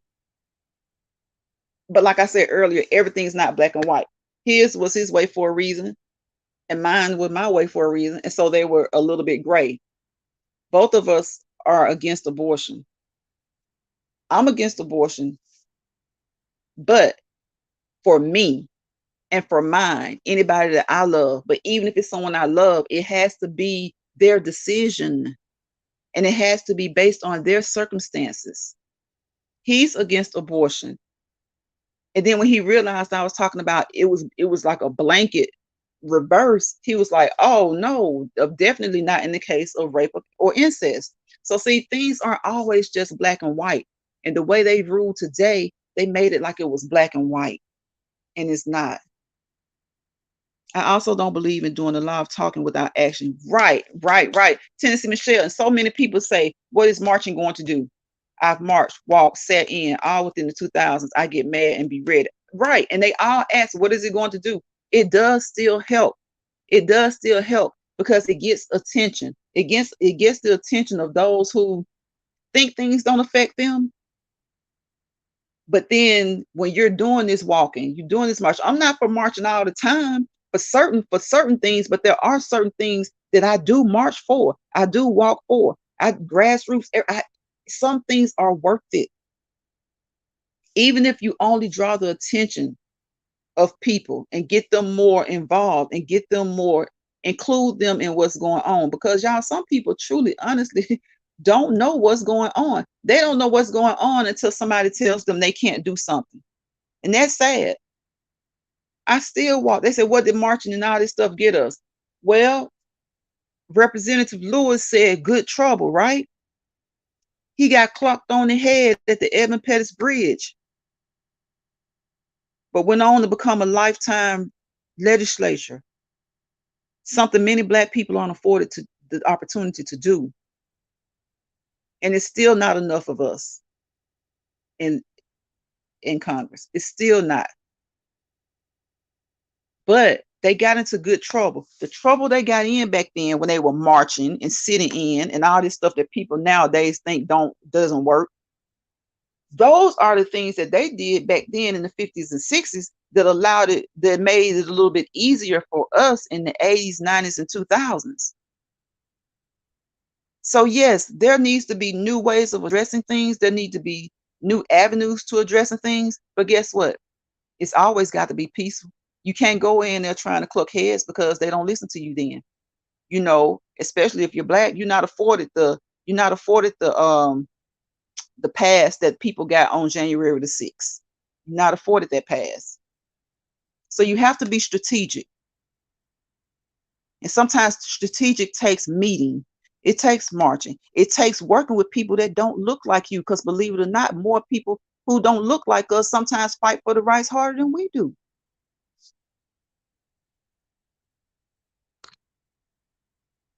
But it just simply at the end of the day, it takes dialogue. It takes dialogue. And whether you are for or against abortion, you need to look at today's ruling and think about the right, a right that is important to you. Is affirmative action important to you? I can easily say these people are going to hire who they want to hire anyway. But with affirmative action in place, I have a measure of recourse. There's some, even if it doesn't turn out the way I would like, even if I know they discriminated against me, at least I have a route of recourse. EEOC, equal employment opportunity. I'd rather that be in place than not be in place. Even though I know it doesn't always help everybody, it's helped some people. So I just wish our people would get out of the mind frame of they're going to do what they want to do. Yeah, they will until challenged enough. And sometimes it takes more than one challenge. It takes more than two challenges. It takes more than 1 year. It takes more than 2 years. It takes a buildup of time. This, what they did today, it was a buildup. Spikey says it takes not making fun of your own people. For real, we do that too much. It's not a we in my world. When the only race that made fun of me is black people, even on here, it's not a we, it's me. And that's the thing, Spikey. That's why I say you can't, our people need to do better, but we can't resist or refute the help of other people. I have more white sisters and brothers helping me with the stuff I do in my community than my own kind sometimes. And I understand you, Spikey. It's very discouraging. It's very aggravating. It's very distasteful. It leaves a bad taste in your mouth. It's like the stuff that I see go on here sometimes. If they put some of that passion into trying to make the living in America the way it should be, it may never be the way we as a people want it to be, but it can get better. Like I said, we ain't living in the 60s. We don't have to, hell, when they said go to the back of the bus, all right? So they passed laws and said we could sit wherever the hell we wanted to sit, right? And what did our people do? We went straight to the back of the bus to sit. You get on any city bus, and not all, but I'm just saying it's just ironic how it is. We fought and stuff to sit wherever we wanted to sit on the bus, to not have to give up a seat, to sit right directly behind the driver if we want to, the middle section if we wanted to, or the back section. But then as soon as we were able to do that, most of us get on the bus and go all the way to the back. For what? Why the hell did people do that? I don't know. When you're young, hell, I guess you think it's cool or something. But hey, everybody riding and everybody got to get on. Everybody that got on got to get off. But it's like we don't pay attention to each other enough. We don't encourage each other enough. There's a time and a place, hell, everybody like a little drama. There's a time and a place for drama. But when the drama gets your blood pressure up so high that you want to just grab one of your own folks and just and shake them, why can't you put that energy into something else that'll help you and your family? That'll even help your enemy. They're your enemy. You ain't got to sleep with them. You ain't got to eat with them. You ain't got to do nothing with them. But know that y'all have the right to do what you want to do. And that's what had me so upset today is like, how many rights are they going to take? Lady Shell got it. Shell Finest Wine, he got it. We got it. Rock got it. Tennessee Michelle got it. A lot of us got it. But I think some of us get just discouraged. Some people get discouraged and they feel like it's not the fight. It's not worth it. Yes, Rob, making fun of somebody, that's a whole other issue. A whole other issue. We're talking about rights and getting involved. Exactly. B Sugar says, I'm out, BT. I just can't with my attitude. What's wrong, B Sugar? What's wrong? Sis, we just having a conversation. What's wrong? If it's angering you and making you mad, I completely understand because I was just like pissed today. And so many people thought you support abortion. It's not a matter of supporting abortion or not.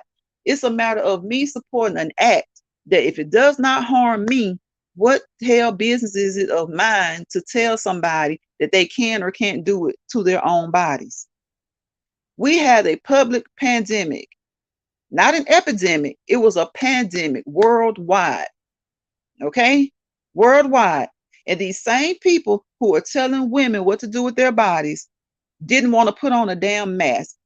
And a mask goes on and comes off. A mask goes on and comes off. You only had to wear it when you were around people. It was the middle of a proven pandemic. Whether people think it was fake or not, people got sick. Whether people thought the government did it or not, people got sick. These same people that wanted to say that you can't tell them they got to wear a mask. It's these same group of people that are turning these rights, that are flipping these rights, doing work to make things better for our people. Exactly, Rob. Exactly. And I just hate so much that the people like in their 30s, 40s, and 50s right now, they're not as passionate as the people in their 70s, 80s, and 90s was. They're just complacent. They're just complacent. I'm like, how are our young, we say, oh, our young folks ain't gonna put up with this. Our young folks ain't gonna put up with it. People they follow by example. It's a lot of stuff we feel like we wasn't gonna put up with, but we did. Like right now, most of us will say, shit, it couldn't have been me back in slavery time. Guess what? Yes, the hell it would have been. Yes, the hell it would have been. To protect your family as much as you could, to protect yourself as much as you could, to survive, you would have been just a slave, just like all the rest of them. I ain't saying that you wouldn't have tried to run away. I ain't saying that you wouldn't have fought back. But to say it couldn't have been me back in them times. To protect your family, you would have been. To protect yourself, it would have been. And that's just like when I was talking about earlier where they saying, well, y'all having all these babies, stop having babies. Well, guess what? Back in the day, they would take the male slave and sell him off to somewhere else. He had no choice but to get another family and have siblings, children that are siblings by 3, 4, 5 different women running all over this country, running all over the South, running all over everywhere.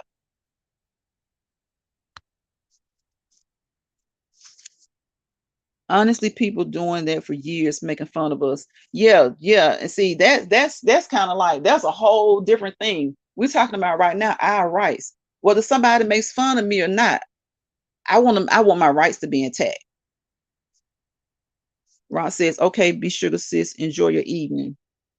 Did I miss something, Rob? Be sugar. Did I miss something? Was something said? Because I understand if the subject is upsetting, but it was something said to you. Because I don't want to have missed something that needs to be straightened out before I end this live. People don't care these days about others. They really don't. Okay, be sure I need to pay more attention. I'm not feeling some of this dialogue in the chat. That's it. Spike, it's not about you, sis. We're talking politics. Yeah, now that's true. That is true. Spikey got to realize that this is not about when we say personal, we're talking about personal rights. We're not talking about people who pick on people. This is far y'all. This is on a whole different level. This isn't about picking on somebody. This is about depriving people of their rights. And nobody said anything about you liking Trump. But I will say, how could you like a man who was blatantly racist? Everybody, hell, if that's the case, everybody racist. Everybody got a little racism. But I cannot deal with somebody who's blatantly racist, who took away a lot of rights that were for the good of the people in general. That were for the good of the people in general. Now there are certain rights, like I said, the three branches of government. But he put people in place. He put certain judges in place. Thank goodness some of those judges he put in place didn't roll with him when it came to trying to overturn the election. Some of them do have a bit of integrity. They do still have a bit of integrity. So who you vote for is important, because these judges, who you vote for president is very important. People think it's not. These presidents put judges in place. And for our young African American men and women who have to face the justice system every day, the justice system is not equal. If you commit this act and you get 15 years, why is it okay that somebody a whole lot lighter than you can commit this act and get a slap on the wrist? Be called a boy. He didn't know any better. He needs another chance. Don't ruin his life. Y'all remember the young man that raped the girl in California? The swimmer?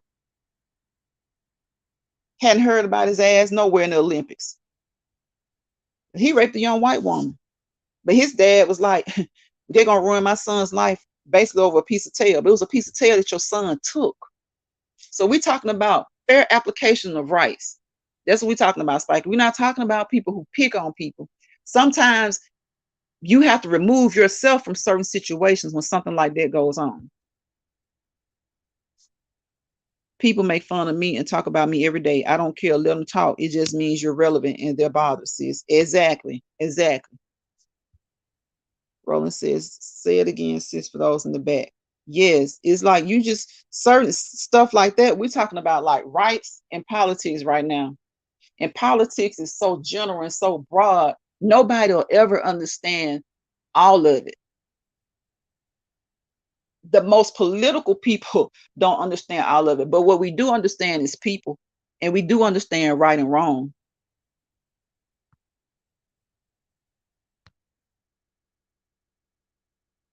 Sugar Daddy says, I joined a grand jury today. Imagine my anxiety. Oh my goodness, Sugar Daddy, really? Sugar says, Ron says, be Sugar, right. I'm trying to be politically correct. But it's frustrating because a lot of people think like that. Exactly, exactly. And you try to be politically correct. And then sometimes, right, I found working with, it's right now, I'm working with a senator, with a Democrat. She's running for Senate. Y'all know I'm usually in Alabama and Georgia. She's running in Alabama. And it's sad to say that I almost know that she's not going to win. It shouldn't be that way. But the more things change, the more things stay the same. And sometimes it stays the same because people get content or get complacent. And sometimes people just get discouraged. People get discouraged. And I understand that. I truly understand that. People get discouraged. But that's when you have to dialogue and help some and hope and look for someone to help lift you up. Look for someone to help lift you up. It's just like mental health, y'all. It's just like with mental health. Sometimes you don't look down on a person when they down unless you're lifting them up. That's with everything. That's with every aspect of life. That's why I say whether I'm for abortion or against abortion, I'm for the ladies' rights. I'm for, if they said it to a man, you can't have a vasectomy. I will fight just as hard for that man to have the right, whether I think he should or not. He's not harming me. That's his body.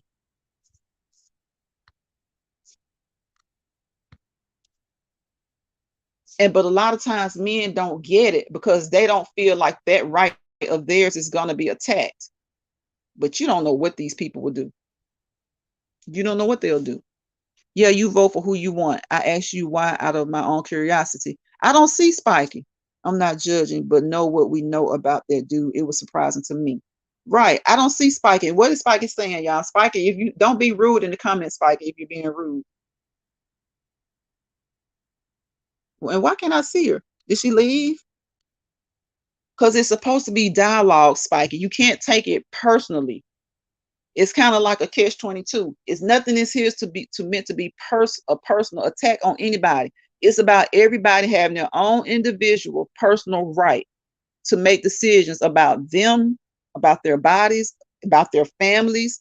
Like I said, this stuff is opening to the doors to stuff like reversing, getting rid of affirmative action, taking away the rights to birth control, all this stuff. And some people think that it's not, but it is. It is. And yeah, sometimes when something happens, we start to saying, what if this, what if that, what if this, what if that?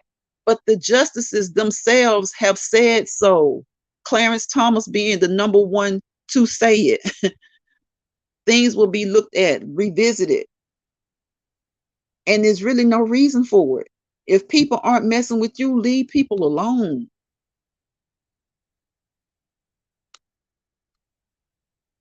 Leave people alone. She's not being rude, but I think she feels attacked, but we're not judging, just talking. Right, we're not judging anybody. And when we asked about how could she like Trump, that it was a question. It was just a question. She probably could tell us something I never even thought about. I found no reason, I found no rhyme or reason to like him at all. Before he became president or after he became president. I was done with him with the Central Park Five. Period. I was done with him. He's not a leader. He's not even a great follower. Most great leaders have to have been at least at minimum good followers at some point. Unless you just born with the Midas touch like that. If you're a great leader, at some point you were at least a good follower. But yes, Spikey, nobody's attacking you. Some people are just curious to know why would you vote for him. And you know, some people told me at first because he's not a politician. Okay, he's not a politician. You know, before he got in office, okay, I was like, I mean, I can't tell somebody why. I mean, I just like to know you're dialoguing, you're talking with people. So I'm like, okay, he's not a politician. But there have been other people who weren't politicians and they got in there and they, you know, some of them worked out great, some of them didn't. And not just with not with the seat of the office of presidency, but that's like as far as being a senator and you know all kinds of stuff. You have people who probably they were garbage truck men. They became senators. You have people who become representatives for all reasons. Jordan, I can't think of his last name, but the young man that was killed, his mother became a representative because she fought for her son and fighting for the conviction of the person who killed her son. She became a representative. So she wasn't a politician, but she is now, and she's a darn good one. So I can't just say, well, he ain't a politician. That ain't a good reason to vote for him because guess what? She wasn't a politician. But she is now, and she's turned out to be a heck of a politician. See, Chef finds his wife. What's Chef doing? See him, Chef, friend. I got tomatoes, lettuce, mayo, and American cheese, and it's nice and fresh. Y'all, I'm going to the farmer's market tomorrow. It is Saturday. I should have went Wednesday, but I didn't get a chance to go Wednesday. But I'm hitting that farmer's market up tomorrow. And y'all, I put up a short with cherry plums. Have y'all had cherry plums before? Yeah, I had to look and make sure that wasn't man-made because I never had cherry plums before. But I'm talking about those things are good. Ross says sounds delicious. We might have left. This is not a personal attack on anyone. It's a conversation. She might, yes, be sure it's not a personal attack. When I first came on, that's exactly what I said. Let's dialogue because I was so glad. I was so happy that me and Chef were able to talk because we so much alike. We don't take no shit, and we just, you know, and it's easy when you're quick tempered to get mad about something. And then I had the positive, hold up, it seemed like Chef getting a little perturbed me. I'm like, but what's it to be perturbed about? Because see, if I had been thinking the way I thought at 20, I would have been like, fuck this shit, he mad at me, I'm mad at him. And it would have been a fucking lost ass dialogue. A dialogue that we supposed to have amongst each other. But I know Chef better than that. So that's why I kept asking the question. Y'all, sometimes we have to slow down, slow our roll, and think before acting. And I'm still one that'll jump quick. But as you get older, hopefully you get wisdom. You have to slow your roll and think. You don't want to lose a whole conversation. This has been a whole great conversation that actually started with him and with him and me and him on Lady Shell's post. And it's been like a great conversation. It's not to attack anybody. Anything that was asked, it was just a question. That's what happened when Chef and I were talking. I asked a question and he probably thought, because he probably felt like him saying that he was okay with the ruling was probably controversial, or probably a lot of people would be to think opposite of him. But that wasn't it. I truly wanted to know. Like, I wasn't sure when he said he was for it. I truly wasn't sure. But see, y'all, that's all it takes is conversation. So with Spiky, if you're still listening, don't feel attacked because it was conversation. People wanted to know. When you have dialogue and you have conversation and you discuss topics, you learn new things. You're able to tell other people things that they may not have known, and you still gonna go with your opinion. You're still gonna live with your opinion. Your opinion is still gonna be yours, and theirs is still gonna be theirs. But isn't it a bright thing? Isn't it a good thing to know that sometimes you open your ears, your eyes, and your and mind up to something else, to something somebody else may feel that you never even thought about? Tennessee Michelle says, yes, you still got to believe that there are people who still care about others. The more we accept the narrative, the more it becomes a reality. Truth. Oh my gosh, Tennessee Michelle, that's so true, sis. That's so true. Let's see, trying to get back to what Chef was saying, because y'all, I've been kind of like, me and VT curse each other out earlier. But we grown and we love each other, right? So it wasn't nothing because we just alike. Exactly, exactly, exactly. Because I was getting frustrated because I was thinking, I want to think he's saying he's for abortion, but then half of me wants to say he's against it. But I think he's feeling like I'm judging him, and I'm not really caring one way or the other. I care, but that wasn't really to me the that really wasn't the big issue. The issue was about the rights. And if they take this one, what about the rest of them? So that's why I had to get more clarification, because he was like, I ain't talking about that. And I'm like, it ain't even about that part of it. I know you wouldn't be for somebody having a baby that was raped or incest. I'm just trying to see what side are you saying as far as for or against.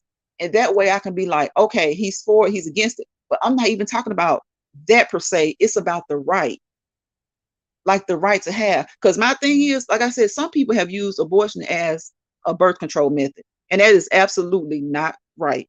That's not right. Somebody may not agree with me. They may say that's my opinion, but that's not right. And even though they don't agree with me, and if they say it is okay, I'm gonna be like, well, it's okay with you. It's not okay with me. That's it. You just have to dialogue and you just have to talk. But a lot of times we get so quick to get mad with each other until we lose a whole conversation. I needed I needed to be educated a little bit more. And that's all, and Chef, that's all it takes sometimes, is us to just keep talking to each other. And a lot of times it's been times where I completely didn't believe in something or didn't think something should go a certain way because I was looking at it in a black and white kind of way. But then when somebody explained a situation to me or explained their situation to me, then it's like it gave me a whole new perspective. And even if I continue to believe what I believe, it still gave me a whole new perspective. And it allowed me to know that everything is just not black and white all the time. Rock, you speaking fast. Everything from actors to subliminal messages to sway the confused. Yes, true. So true. Lady Shell says, y'all got together though and come to an understanding. Yeah, because it was like, because Lady Shell, Chef, me and Chef so much alike. Like, I'm telling y'all, all it took was for me to see Chef get somebody together one damn time on here. One good time. Now I was like, woo, when he was doing that, I was like, get his ass, get his ass. And because he was getting them together and he was quick, short, and to the point. And he had that tone where I was like, he ain't playing with that ass. He is not playing. And I'm like that. So that's why when I come on here, y'all, I try to be silly. I try to get away from the stuff that's going on in everyday life because I'm very, very, very political. But being very political, I have to remember that everybody's not going to always agree. Everybody's not going to always agree with me. I'm not going to always agree with the next person. That doesn't mean I can't love them. Y'all, it was like when Trump was elected president, you had husbands and wives who divorced. These people were married. They divorced over their politics. And Chef Finders wine also. Y'all was windmill and friend who won. Tennessee Michelle Trill. Look at Lady Chef. I know. Tennessee Michelle got hands. She wasn't going. And see what it was, it's because I really and truly knew that, like, What if he is against abortion? I can't, and seeing both of us ended up being like, we're not pro-abortion people. But it was just about us having to get more into the conversation to see exactly what was going on in each other's heads. But if it was something in, say for instance, he had said, nah, you wrong. They shouldn't be doing it. I would have been like, nah, you wrong as fuck. We just gonna have to agree to disagree. Why can't we learn to agree to disagree? I always feel like we should have a dialogue. And then if it's like to the point where I'm not going to change your mind, you're not going to change my mind, I ain't trying to fall out with somebody I love about over a disagreement. So that means it's time to end that conversation. Keep on loving each other and go to the next conversation. But guess what? Even when we keep on loving each other, even when you stick to what you think and I stick to what I think, he heard a little bit of what I said. If it was if it was working out that way, I would have been like, okay, we're going to agree to disagree. Guess what? Later on today, tonight, tomorrow, whenever, I would have been thinking about some of what he said because that's somebody I respect. That's somebody I love. And I know we think alike. And I know Chef Finest Wine is not a disrespectful person. So when somebody disagrees with me who I respect, I can sit there and tell them all day long, we're going to agree to disagree. But you can bet your sweet ass that some of what they said is still in my head because I respect them and I know where they stand as a person. Exactly, Rob. They're about to look at all the other laws to change them. The new ones, old ones, all of them. Look at Tennessee Michelle. Lady Michelle, you didn't even try to break it up, sis. Right, Tennessee. I mean, right, Sugar Daddy, right. Yeah, she had her popcorn shelf. She ain't no good. She ain't no good. Had us in there just boxing it out. Tennessee Michelle, yes, I did, sis. Rock, yes, we have to be aware now. We have to be. And then honestly, this may be you know how sometimes you have to find the good of anything that you feel like is bad. I was looking at this as a personal rights perspective, your right to choose. Just like they can, whether you're for or against the subject at hand, just like they can take those rights, they can take other rights. Keep telling people affirmative action. And people are gonna say, oh, they ain't been doing it. Well, they ain't been had the makeup that they have now on the Supreme Court. Chef finds why I know I was mediating.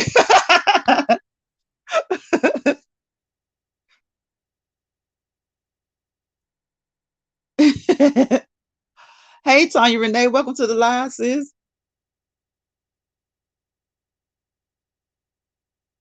Tanya Renee, I've been running my mouth because we've been talking about some deep stuff. Tennessee Michelle mediated my eyes. Lady Shell's really trying to work it out.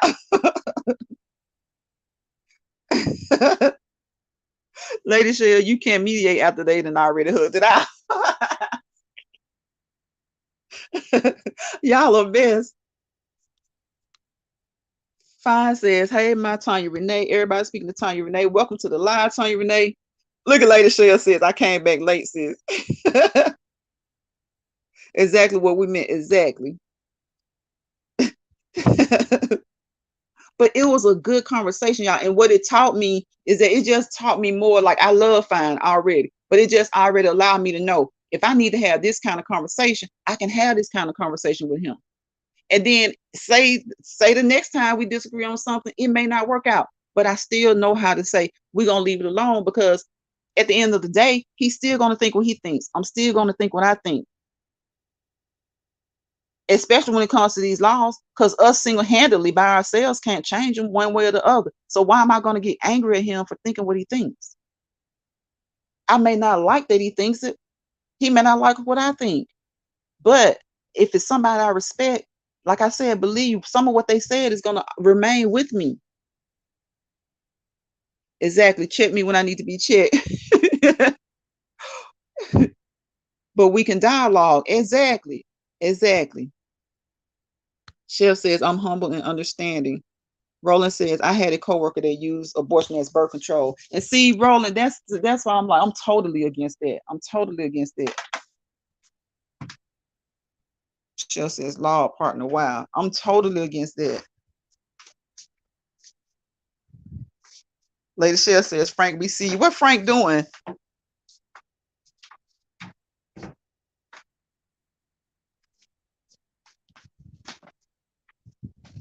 I said something.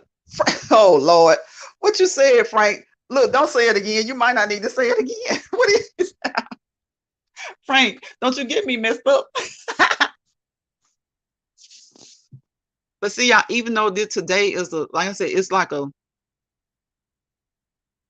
sad day for some people. To me, it was just like another day to say, pay attention, continue to pay more attention, continue to fight the way that you fight. Because I be in politically. I don't always bring it to YT. I might mention some things or talk about some things, but to the intensity and the degree that that I participate in politics, I don't bring it here. See, Sugar Dad says I can't get the windmilling out of my head. I said he fooled a lot of people and he was always racist. Yeah, yeah, Frank, of course.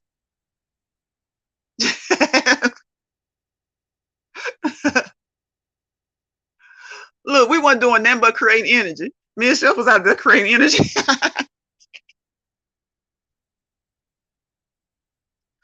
Y'all, please thumbs up this live. Share it out if you don't mind. Share it out if you can. I hope YT doesn't see this as some kind of I mean, I can't see them seeing this other than our opinions, thoughts, and ideas. We didn't attack anybody. We didn't attack anybody in the chat. We I mean, we can have an opinion. If we want to say somebody's a fool or a clown, we can say that. But that still leads me back to y'all. Freedoms, rights. We all can't say fire in a theater, but some of these people, if they have their way, they'll take away your freedom of speech if they could. And you said you better not catch him in your neighborhood. Frank said you didn't see. Okay, okay.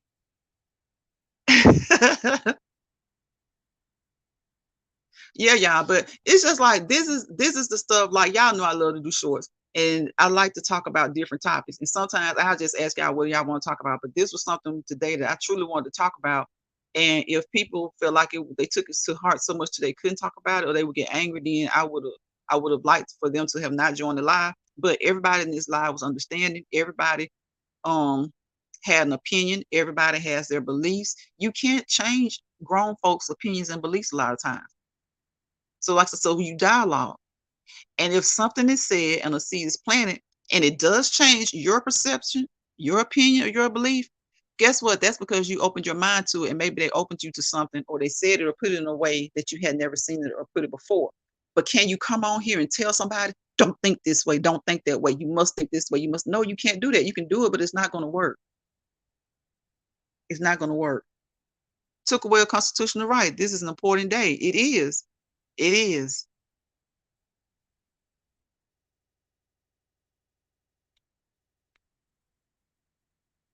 Roland says we must learn to agree to disagree.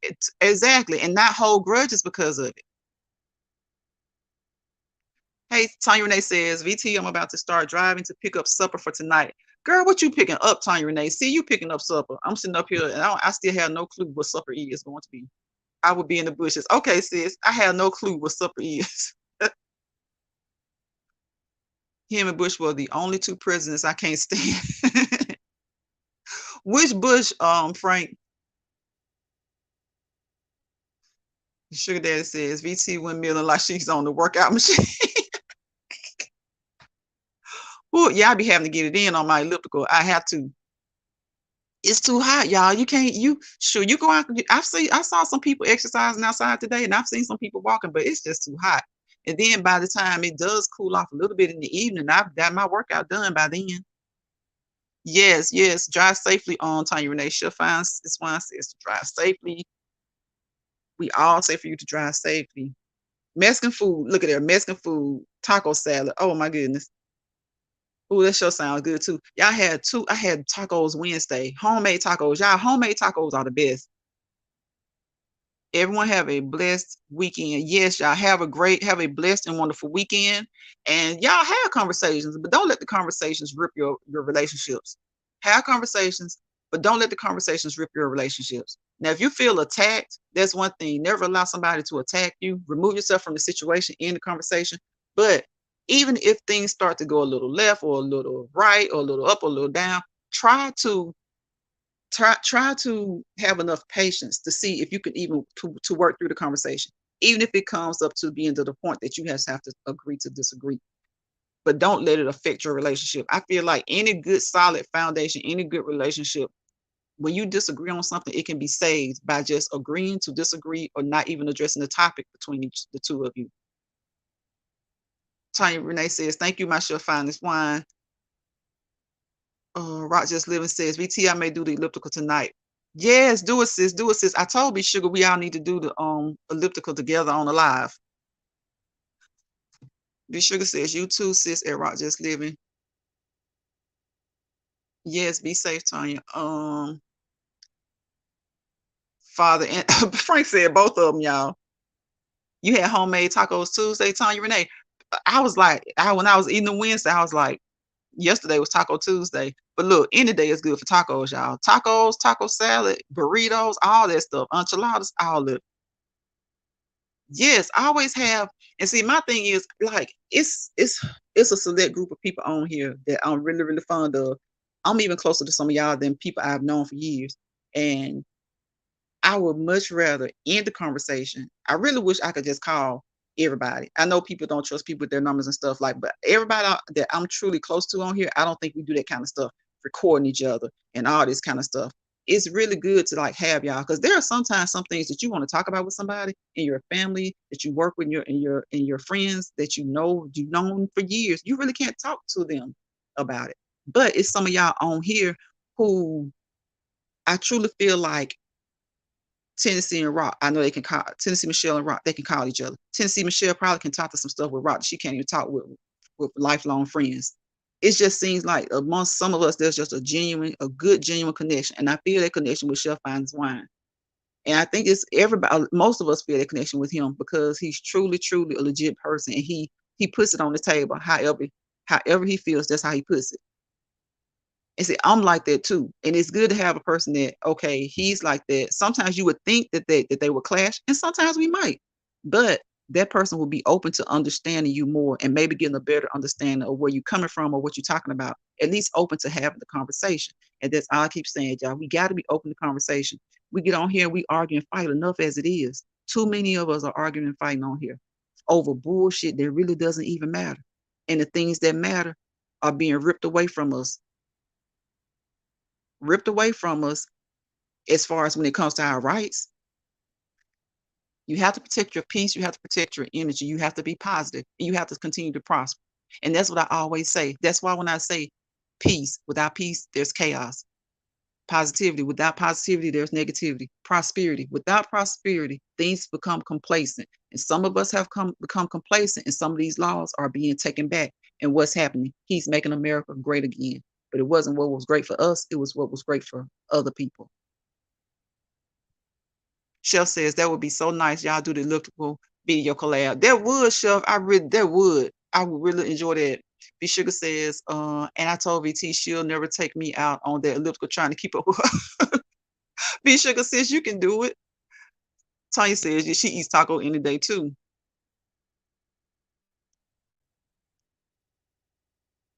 Yes, there are some good old homemade tacos. Ain't nothing like them. After this week, tomorrow should be interesting. I think I caught the. No, you didn't, Sugar Daddy. Tanya Renee, me too. Oh, you too, Tennessee Michelle. I can eat tacos anytime. B Sugar says, I don't care about giving my number out. Yeah, I think I'm gonna email people because it's just like sometimes you just and it may not even be something that's about you. It can be something about a whole different situation, and you just want somebody else's perspective on it. Because a lot of times you know how people think who you see every day. You know how they think.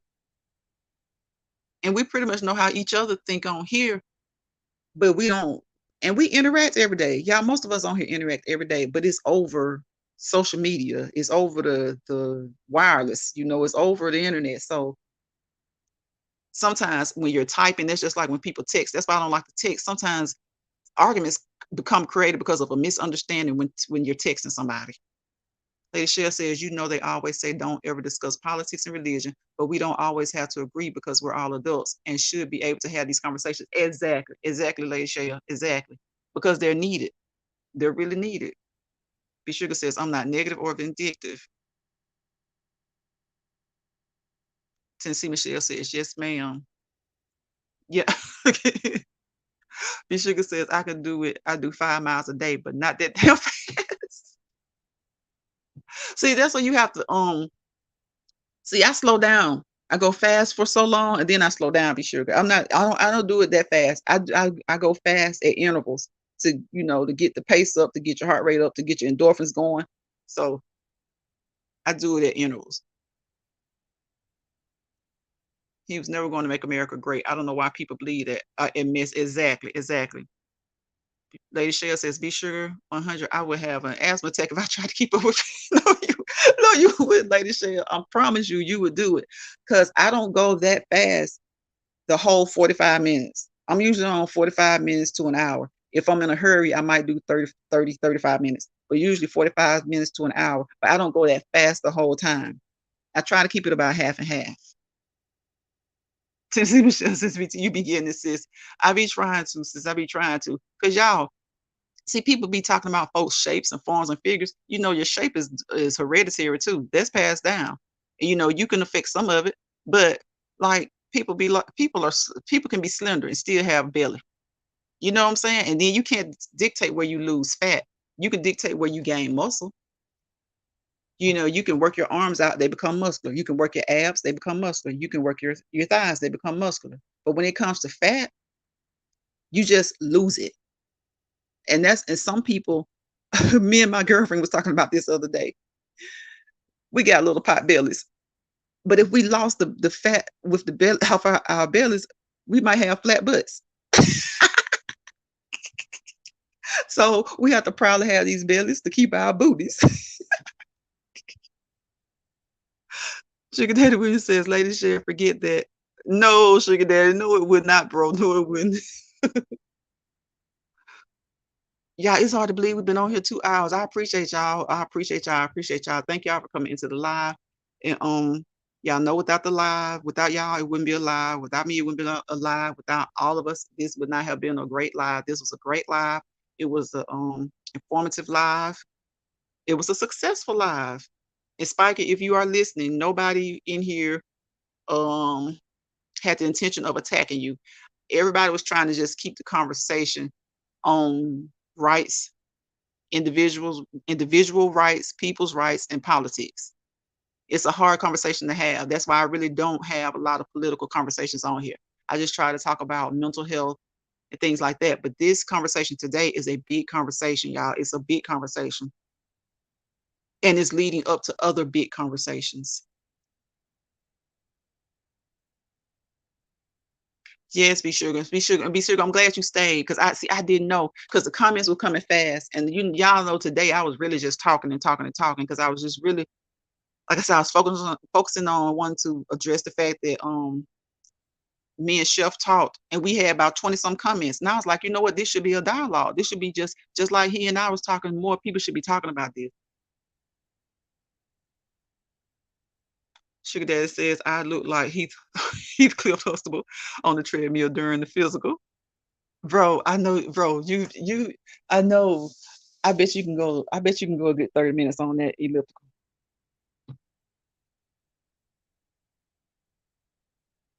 So thank everybody for coming through. All the content creators that came through. Um, I ain't gonna name everybody because I think everybody came through. Be Sugar Daddy One, Williams, Tennessee Michelle, Rock Just Living, Spiky, Lady Shea, Frank G. Shorts. Y'all, who the heck is Cool Gamer? Cool Gamer comes through all the time. He be everywhere. And I know a lot of gaming people come through, but he comes through every time. If I don't have nobody in this live, he comes through. Tanya Renee, um, Money Boy Trey. I really do appreciate Money Boy Trey for coming through because he comes through and he drops his stakes and he keeps it moving. See, Money Boy Trey be looking for some stuff to put on Petty Jerry Springer. And y'all know, of course, Chef Finest Wine was the whole big part of the reason for my live. But I was gonna go live anyway and talk about this, but it was just so heartwarming to me that we got through our little fiasco. Big Sugar 100 says, "Y'all know I'm old. I felt my blood boiling. I'm good now though. This live, and I'm happy I kept listening." Yeah, me too, sis. I'm glad you kept listening because I really did not know what you was talking about. I was like, "Whoa, Big Sugar sound like she a little bit perturbed." And I was like, "What did I say?" Because I ain't gonna even lie. I thought I had said something. I was like, "Did I say something? Did she took it the wrong way, or did I say something and didn't know that it was taken the wrong way?" I didn't know what was going on. That's why I was like, "Y'all, what happened?" Frank says, "After this conversation, I'm just going to chill and watch movies." I know, Frank, I know. Lady Shell says, "Sugar Daddy One Williams." Yeah, that's more like it. Yeah, y'all. It's like, and see, and that's my thing. I just hate seeing our people on here fussing and fighting all the time. Fussing and fighting all the time. Let's have some productive conversations and not just about politics, the mental health, financial literacy, you know, and nobody has to know everything. Nobody has to be aware of all the do's and don'ts, the ifs and ands, but you can throw some things out there that you may have been through or that somebody else may have been through, and it can kind of help somebody. It can allow somebody else to know, say, they could say, hey, like Lady Shell can say, well, when I was by my house, this, and this, that was done. And I could be like, I didn't know anything about that. Lady Shell, can you tell me some more about that? And if she may not be, and she may be able to tell me something. But she may not be able to tell me all details. So if she can't, then I know to take this to a realtor or an attorney or somebody else who may be able to help me because just have never thought about something that she brought to the forefront, something that she brought to the conversation. So we could talk about not just mental health, physical health, like we're talking about exercising. Ross said she's gonna do her elliptical. I encourage everybody to exercise. Sometimes y'all dancing is exercise. Cardio, just get in some cardio. If you don't like doing the elliptical, if you don't like doing the bike, if you don't like walking, it's too hot outside to be walking, unless you're gonna do it really, really early in the morning or really late in the evening. Dance in place, walk around your backyard, walk around your front yard, do whatever. Lady Shell says, "I don't care about giving my number out either." And see, that's good. That's good because sometimes we need to talk, and we need to talk to more than, like I said, just our family members or just friends that we've known for years, or just people, we may have developed relationships at work with our coworkers. So sometimes you just want to talk with people who truly, truly understand you and truly you have met on YouTube, and you connect mentally with them, the way you think. "Hey, comedian L. Hendricks, welcome to the live, bro. How you doing?" And I know sometimes people say, "I don't come to social media to make friends." I don't think anybody does. But that being said, some of your best friends can be made on social media. Hell, people get married off of social media. So I know a friendship should be somebody should be able to form a friendship. So I don't come here to make friends, but in being here, if that happens, that's great. That's a positive. That's a plus. Miss Sugar says, "Hey, comedian L. Hendrick, bro." Henny says, "Hey, everybody. I've been asleep. Then I went to get a smoothie and clear my mind." Bro, what kind of smoothie did you get? I love smoothies. I need to make one right now. Sugar Dad speaking to Henny. Everybody speaking to Henny. Yeah, a smoothie sounds good. Chef Finest Wine says, "I'm glad you're better, Be Sugar 100." And he's speaking to comedian L. Hendricks. Yeah, y'all. Well, I ain't even come on, y'all. I got to come on and speak to everybody. Y'all know when I have my avatar up, I have to come on and say, hey, at some point. Hey, y'all. Tennessee Michelle says, hey, Yenny. Y'all know I'm being messy. See, I got to get you back, sis, because you was at me and Fine earlier. B Sugar says, facts. I talk to Fine as Wine every day. Right, right. Sometimes you can find your best friends or your closest friends where you least expect to find friends. Henny speaking to everybody. B Sugar says, thank you, Fine as Wine. Tennessee Michelle, your boo said, hey.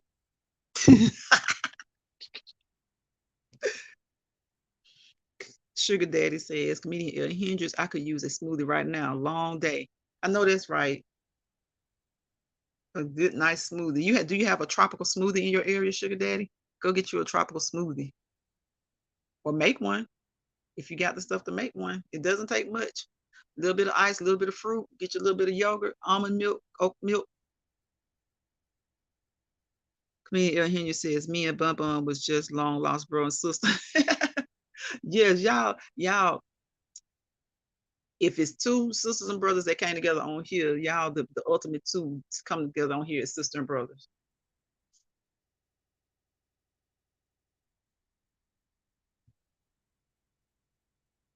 B Sugar says she'll make you one sugar dad. Hold on, she gonna cyber send it. Yeah, bro, she gonna cyber send it. But y'all thumbs up the live, please, if you don't mind. Share it out if you can. Um, I don't know. We gotta come up with some other topics, y'all. Because like I said, I'm a very political person, but I don't like to talk about politics on here because people do tend to not be adults and they can't handle politics and religions. Politics and religion. Politics and religion. And sometimes sex. People tend to get buck wild about those conversations. Henny says, I got me a sunrise, sunset. Sunrise got me light in the evening. Oh, Lord. Tennessee Michelle says, if she'll find this wine, UNBT got the next verses. We had it today, sis. We had it. Comedian L. Hinge, I peeked the live while in court today. Bro, you looked at the live while you were in court. Sugar Daddy One Williams a mess. Did you get it yet, bro? It's Mango Madness. Sugar Daddy, B Sugar sent you that she sent you that smoothie, bro. Lady Shell says my shape is definitely hereditary, big hips and butt, but I'm the only one that has boobs in the family. I can spot a cousin. I can spot a cousin when I go home if I see wide hips. Okay, exactly, Lady Shell. You can tell when it's hereditary. You definitely can tell when you see some Kim folks. She'll find us wine says Tennessee Michelle, me and BT are too much alike, but we truly have an understanding. Yes, we do. We do. I love that. I so love that. It's good to have. It's good to, like a lot of times when you're so much like a person, you don't tend to get along. But I think that's where age and maturity and wisdom comes in for me. Because I really never got along with people who act just like me. I can admit that this person is just like me, and now I say that's probably why we don't get along. That's from family members to friends. And then I had one best friend who we are just alike. We are just alike, and we fuss and fight like cats and dogs. But I love her with everything, and she loves me with everything. That's the one person that I can say we are just alike. And because we just alike, we clash a lot of times. But I love her. Tennessee Michelle said, "Chef finds one heart. Be sugar." And that's how I feel about Chef. Because I'm telling y'all, it's just sometimes it's just something about a person. And it didn't take but one time. And I was like, I like him. I like how he gets stuff together. I like how he got that one together right there. I like that. Miss Sugar says, yes, VT, age and maturity. Lady Shell says, well, Tennessee Michelle, my mom is the only one that has no shape. So I get it from my granny. Isn't it funny how sometimes your mom could be like small, and you be like boom, boom, boom. Or like your mom could be like boom in the chest, boom in the waist, boom in the hips, boom in the thighs, and then you just be tiny, teeny tiny. Yep, it's okay to disagree at times. It is. That's where growth comes in. That a lot of times that's where growth comes from. The disagreements. It says, Tennessee Michelle, that's where the growth comes in. A lot of times it takes the disagreement for growth to happen.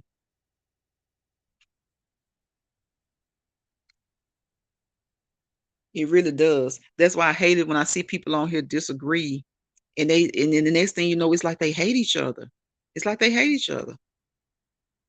SD One Williams says, "Be sugar mango." Thanks, sis. So you got it, bro.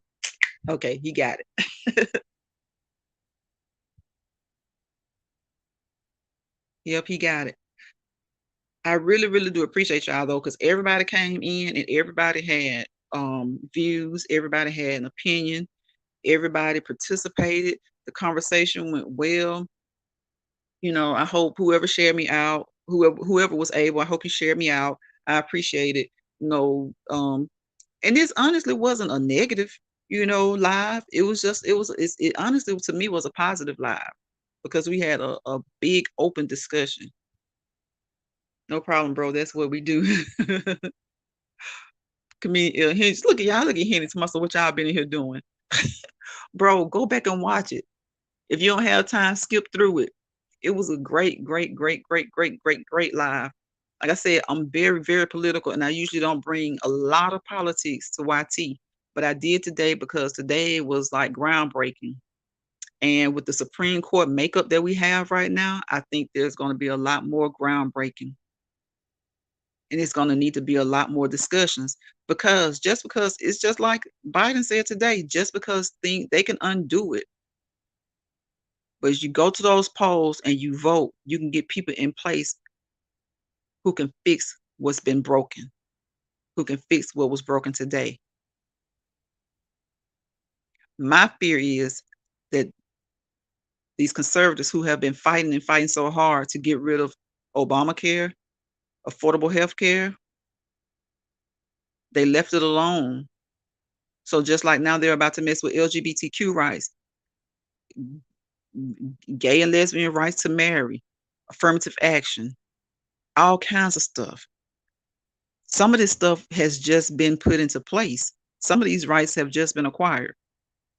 So I'm really, and people are saying, well, you don't know that they're going to do that. The Supreme Court is the court of the court of the courts. So if they did what they did today, it takes an act of Congress. It takes us going to vote for those that we need to be in place to draw up laws to get us back to where we need to be. For everything that they take from you, for everything that the Supreme Court rules against, if it's the better interest of the majority, our only recourse once the Supreme Court has wiped it out is to go back through Congress and to recreate. That's the only way. And stop blaming the president for so much because there are three branches of government. He has his limitations, just like Congress has their limitations, just like the judicial system has their limitations. And honestly, sometimes I feel like the judicial system is the top because look at what the Supreme Court did today. So now the only other recourse, Biden can't undo that. Congress even can't undo it, but Congress can fix it because they can create something new and implement what we lost today or what you may lose when it's something that you believe in, when it's a right that affects you. Oh, I got to go back. Okay, bro. Okay. Lady Shell says, child, I got to exercise and go on a diet because when I went home last week, they all called me fat and a man in the in the mall offered me candy for my baby. For real, Lady Shell. You should have told him he could keep that. B Sugar says, I don't like talking politics at all, but today was one of those days. We had great dialogue. Yes, we definitely did. We definitely did. Because the thing about talking politics and religion is that you have to be open. You have to be open. And then when you know that when you're absolutely not gonna agree, you have to agree to disagree and either remove yourself from the conversation or even just listen. Listen, because you never know when the seed is planted. There are a lot of things where I was like, oh, I'll never do this, I'll never do that. But then I can think back on a conversation that I had with someone or a conversation that I heard, and I may find a new perspective. And I may not. But it doesn't hurt me not to think about it, not to hear and absorb what is said. Shell, Lady Shell, what the F he didn't he just didn't understand. Lady Shell, you should have told that man at the mall to kick rocks. Shay said, Lady Shell said, Sugar Daddy One Williams, he said, take a candy for the baby. He was trying to be funny, Lady Shell. You should have said, give me two. Since he trying to be funny, you should have said, give me two.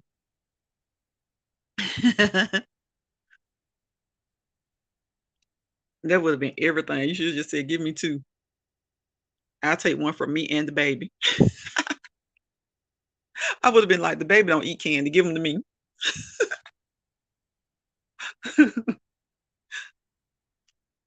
Sure would have, and would have taken both of them.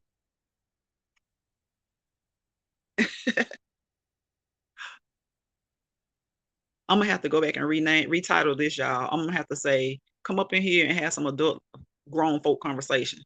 That's the title. Lady Shell says, be sugar, I was shocked, so I didn't know what to say. I know, right, sis? Tennessee Michelle says people so rude. They are. People think they can say anything to you, and then when you return the favor, they look at you as if you just hurt their feelings. That's so rude. It was rude. Had she said something to him or called out something about his appearance or something, he would have thought she was wrong.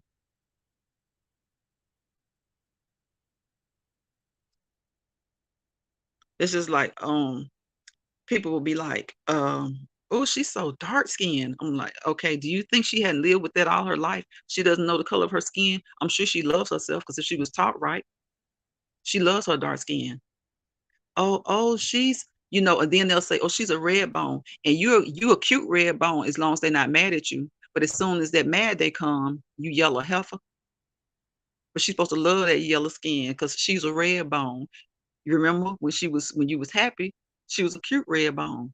Or they'll say, "Oh, she's so short." Believe you me, they've been short all their lives. They know. Or she's so tall. You think when a person has become an adult, they hadn't heard that all their lives? They don't need you to tell them what they already know. And sometimes it's not even that they're being rude. It's just like, do you think this 35-year-old woman doesn't know she's 4 feet 7? Do you think this 25-year-old woman doesn't realize that she was the tallest one in class or she's been tall all her life? Her being tall could probably make her a good bit of fortune if she know how to switch on a dress. You know what I'm saying? That 4'7" girl, them hips might make her a good video vixen, and not in a bad way. I'm talking about a good video vixen. Might make her rich off of getting in them videos, shaking them hips. You just have to be careful about what you say to people. I'm like, anybody who's an adult knows that they're dark skinned. They know that they're light skinned. They know that they're short. They know that they're tall. They've heard it all their lives. And sometimes I even like my daughters are grown. I'm like, they're like, oh, she just like her dad. I'm like, she's not 3. She's not 2. She knows she looks just like her daddy. And my other daughter, oh, she looks just like you. And it's cute, it's okay. But when people say it and they're like 18, you're like, okay.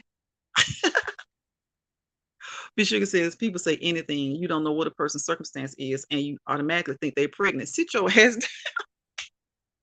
Exactly, B Sugar. You don't know that woman it could just be hereditary. You can look at some people. I've literally seen people that have a pudgy stomach, but their legs are shapely, their arms are shapely.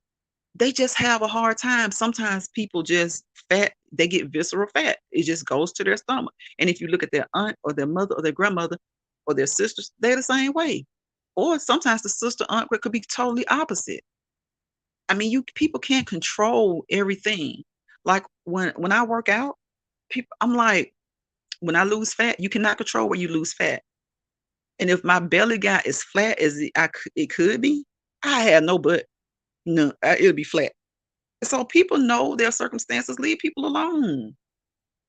Like, geez, somebody who has a little belly, you're looking like, oh, she's skinny, but she got a belly. How do you know that that woman doesn't have fibroids that are already affecting her mental state? You know what I'm saying? Leave people alone. People know what they look like.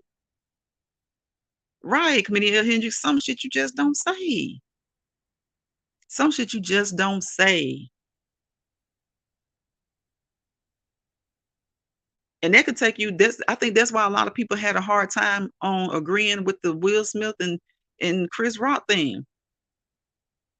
I'm like, it's some things that you just don't say, but sometimes as comedians, you say things and you get checked. That night he got checked a little bit harder than anybody would like to have gotten checked. Some people just don't have a filter. Exactly, exactly. And sometimes sugar daddy is intentional. Sometimes it's intentional. Yes, you are right. You're right, B Sugar. Sometimes it's intentional. Sometimes people really set out to say things to hurt people's feelings. And what they fail to realize is that they're human too. And there's no perfect human being. Now, somebody may be perfect in my eyes. You're supposed to be perfect in your eyes, but I know I'm not perfect in everybody's eyes. I'm perfectly me.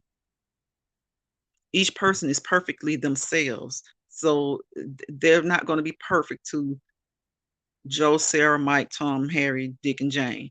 But as long as they're perfectly them, as long as their family loves them, as long as their mate loves them, as long as they love themselves, most importantly, they know God loves them. People aren't Who are you to set the barometer about which people's looks should be measured? We're not to set the barometer by that measures the looks by which people should be measured. Lady Shell says, I gotta go, y'all. Everyone have a great night. At Community of Hendrix, I need you to give us a nighttime live. Okay. Yep, Henny, give us a nighttime live, bro. Give us a late night live. B Sugar says, have a great night, Lady Shell. Sugar Daddy One Williams says, good night, Lady Shell. Yes, y'all. Good night, y'all. I appreciate y'all. I love y'all. Again, with y'all make the live a success. I make it a success. We all have to claim this success. This was a great live. I don't do politics a lot. I might touch on it from here, there. I don't get in detail with it. I was mostly trying to come from an opinionated perspective and get other people's perspective on what happened today. So y'all have a great night. Y'all go and support everybody. Lady Shea, I got your notification. Well, you know I got your notification today. I was about to say I got your notification today. The other day when you said I didn't come, I went back and I went to check and see. And I was on that video that I told you, but I still turned off the notifications. I unsubscribed and subscribed again and hit them again. And I did get your notification today. So y'all, if you aren't getting somebody's notifications, just go and if they tell you, don't take offense to it, because hey, sometimes we don't even think. Sometimes we forget who's content creators, because most of us are, but some of us aren't.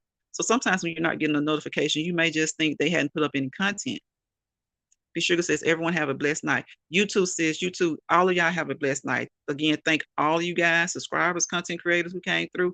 I love y'all. Peace, positivity, and prosperity. Y'all know that's what I say. We out of here. We're going to do another live sometimes this weekend. So y'all come on back in. And everybody just go live. Go live. Look, when I go live, somebody else goes live. Somebody else goes live. Sometimes we're going to go live at the same time. But guess what? I'm going to be on my other device in your live. And I'm live. Well, if I'm live, and then you go live, and then get in my device and go live. Hit the link. Get on the panel. We got to support each other however you can. It's 24 hours in the day. So sometimes we're going to go live at the same time. But we just got to support each other. Sugar Daddy One Williams says, FBT, I needed this. I feel better now. Thanks. Thank you, bro. I'm so glad that you feel better. I'm so glad that you feel better. And I hope that you continue to feel better. I'm so glad that you're okay. Praying for you still, praying for Henny. Anybody who's not feeling well, I hope you guys feel well really, really soon. And y'all just remember that. Try not to get offended. If it seems like somebody goes, because I saw this kind of happen a couple of days ago. Two people that kind of deal with each other. I think both of them were live at the same time. That ain't no problem, y'all. If you can, get your other device and interact in their live if you can, or go ahead and do your live, because everybody needs watch hours and everybody needs to be interactive. And then if you can't, you only have one device, then guess what? When you get done, go and watch their video. It still counts. Everything counts.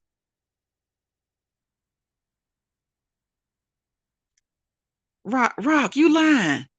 Oh my God. I don't know why. Nobody said anything negative to Spiky. See, some people,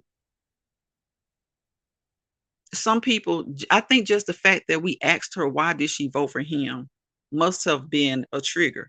I don't know. I wish she was here to tell us, but nobody said anything bad in their live. Nobody attacked Spiky. So Spiky, if you're listening, don't take anything to heart, because nobody said anything in the live. None of us in this live are like that. If we questioned you, it wasn't like we were questioning you in an authoritative way.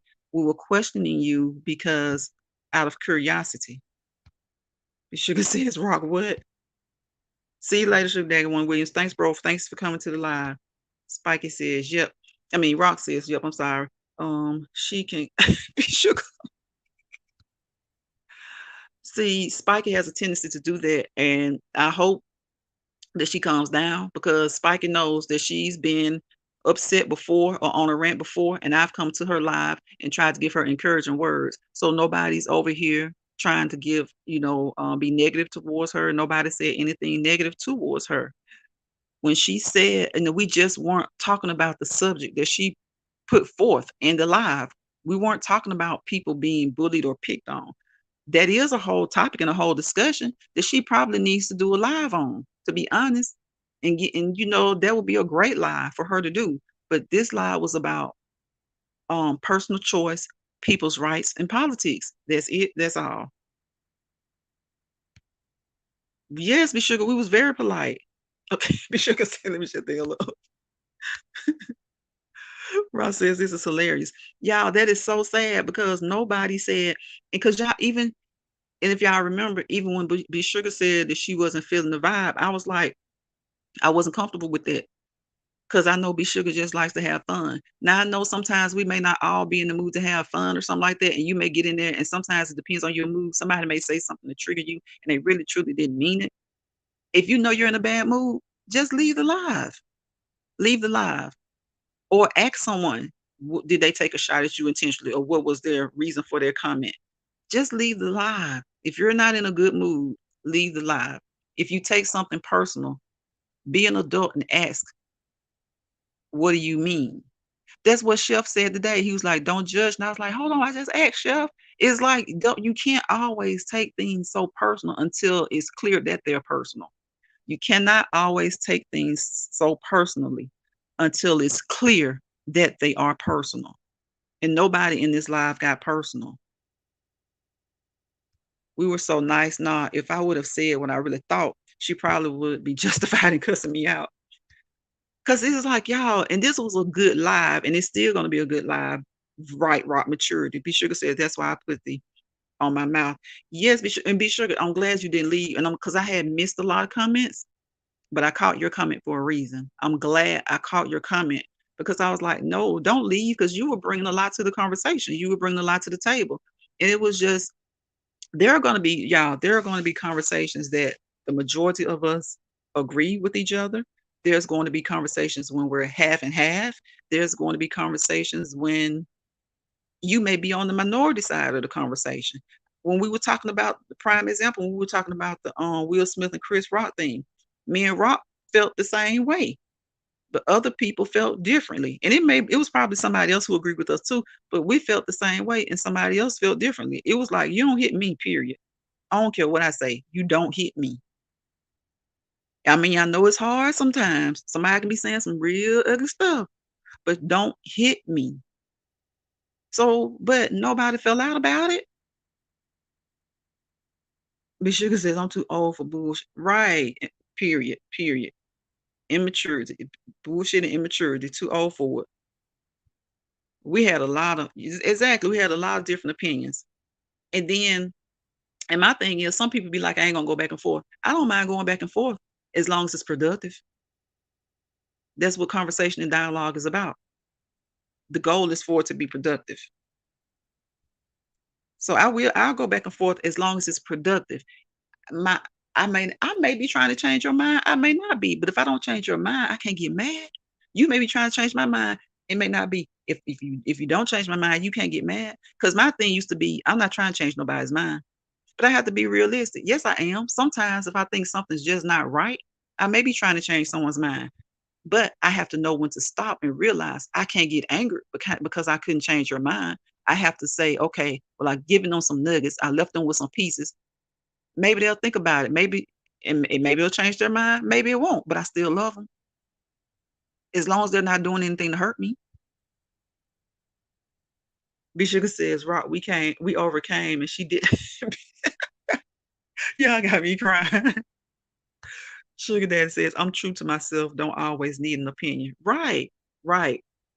Ain't that the truth, Sugar Daddy? Because some people have an opinion all the time. And I'm kind of debating on when I do my lives, because I do like topics. And when you have a topic, you have to have an opinion. But I think you have to draw the line at having an opinion on everything somebody does, as far as like us in the chat personally.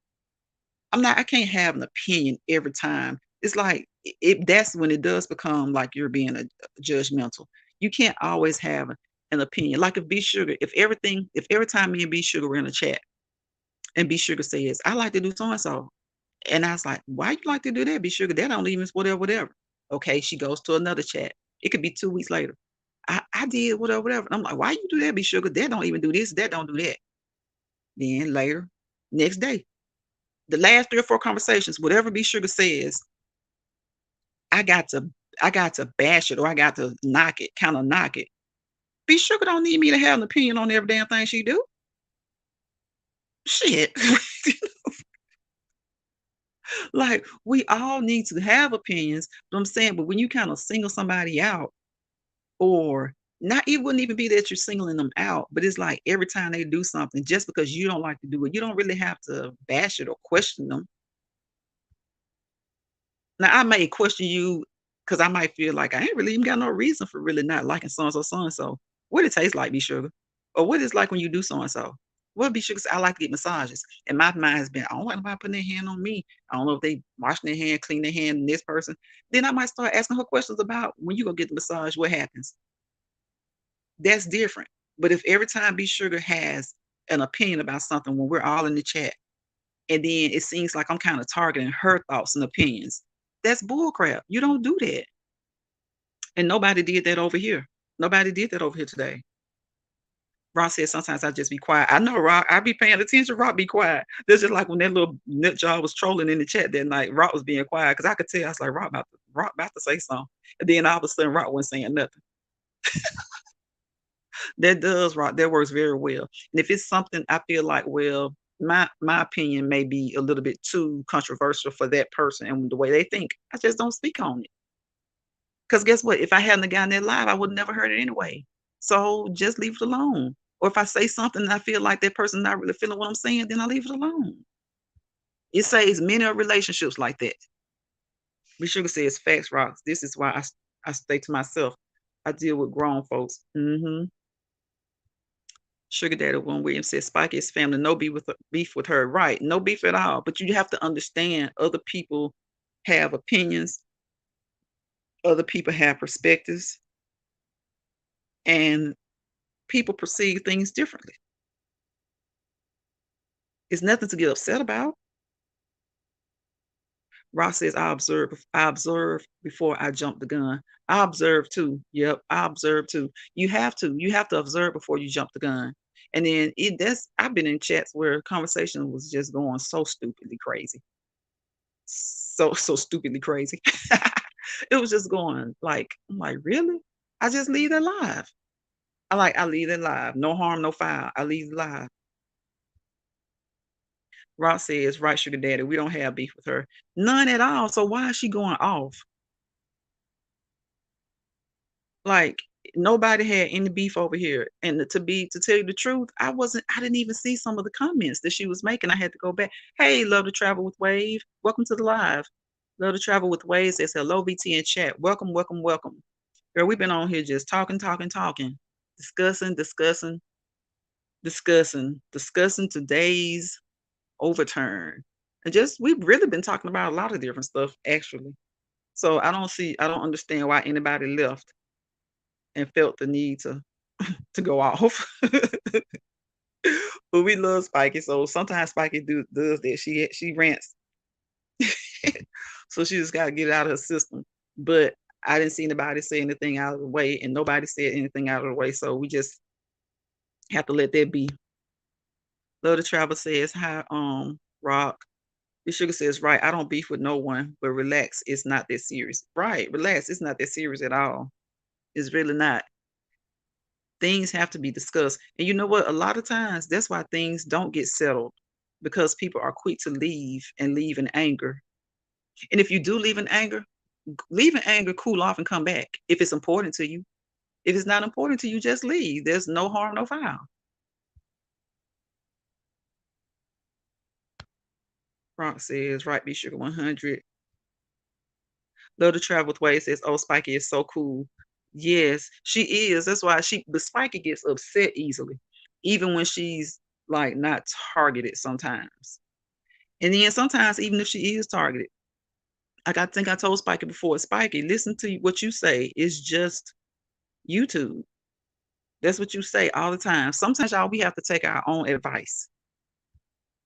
Hey, Sugar Cube, welcome to the live. What's up? What's up? What's up? Sugar Cube says hi, BT in chat. What's up? What's up, Sugar Cube? How you doing today on this Friday? It's Friday, Friday, Friday. B Sugar says, hey, love to travel. Rock says, welcome, Sugar Cube. Sugar Daddy says, I do have a beef with Donald and Clarence. Make no mistake. I think plenty of people would just, oh my goodness, I can't even say what I want to say. But I get what you mean, Sugar Daddy. Tennessee Michelle says, I went to start some dinner and dang. Sugar Daddy is laughing. I mean, Rock laughing at Sugar Daddy. Comedian El Hendry speaking to Sugar Cube. Sugar Cube says, hey, be sugar. All this sugar up in the chat. I'm back, y'all. Our Chef Finest Wine is back. Y'all gonna quit putting y'all gonna take that handle off Chef name, talking about my Chef Finest Wine. That's my Chef Finest Wine. Tanya Renee ain't in here, y'all. She gone. She good for that. And be sugar, we already know he your brother, but that's my Chef Finest Wine. And that's to Chad and all these other folks that be out here talking about my Chef Finest Wine, putting a handle on his name like that.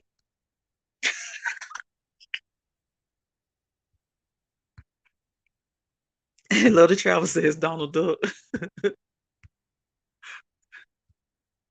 Sugar Q says fine as wine, handsome. Sugar Q speaking to Chef fine as wine, oh handsome fine as wine, handsome fine as wine. Everybody speaking to Chef, speaking to Henny. Yeah, y'all, what y'all gonna eat? Lady Shea, I think Lady Shea went to start dinner. Tennessee Michelle said she started dinner. Tanya Renee was going to get her some food. I gotta figure out what I'm gonna eat, y'all. It's getting late. Henny got a smoothie. Henny, bro, what you cooking on? What you eating?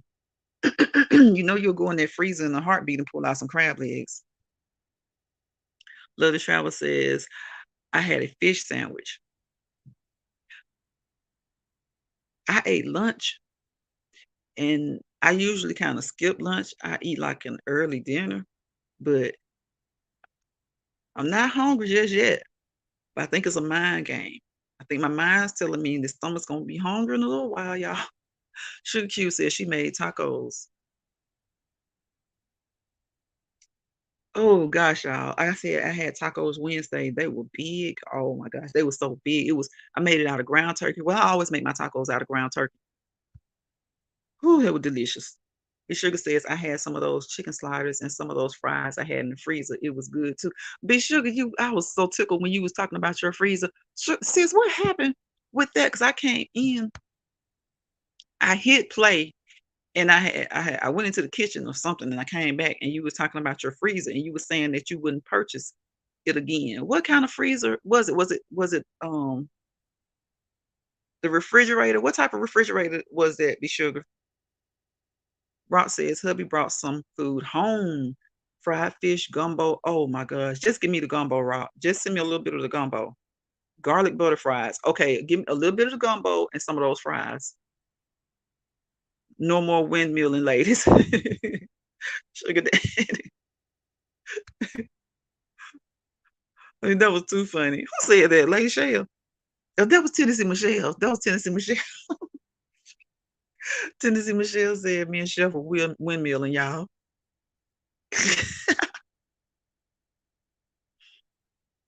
But yeah, that's what I mean. I truly, truly believe that that's how any close knit group of people are supposed to be.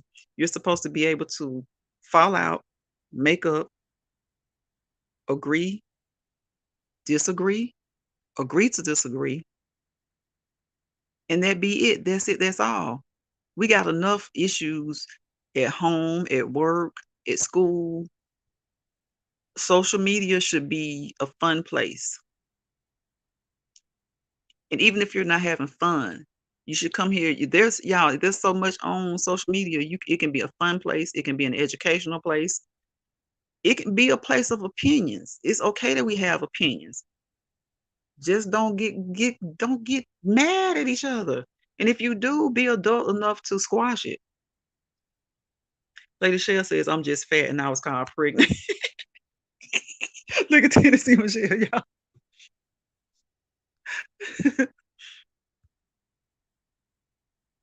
OB Sugar says the freezer is not frost free. Had my carpet soaking wet. My big ass ice chips, but I have another one on its way that's for frost free. I don't blame you, B Sugar. Look, look at Rock. Lady Shea laugh out loud. I would punch them. She should have popped them sugar cube. Chef Finds Wine says, hey, love to travel with Wave. Oh, B Sugar said I ordered a convertible freezer. Can't wait for it to get here. Oh, B Sugar, let us know. Let us know how you like it. Let us know how you like it. That's a video, B Sugar. Lady Shell says, and I never had a stomach after all my kids, but I've had a lot of health issues and different medications that have caused me to gain weight. Yeah, see, yeah, that's another thing, Lady Shell. People just don't know. Sometimes people have various reasons for gaining weight. So to call out somebody and say, oh, she's got a big stomach, or she's got big this, or she's big, she's thick. You don't know what people are going through. Like I said, it could be health issues, it could be the medicine that they may be taking.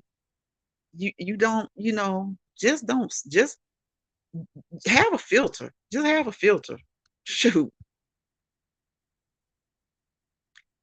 You want to do a video? Okay, be sure, girl. Just do a video so we can see. I want to see it. That makes me curious. That makes me curious to want. I might want to get me a convertible. Shoot, that sounds nice. A convertible freezer.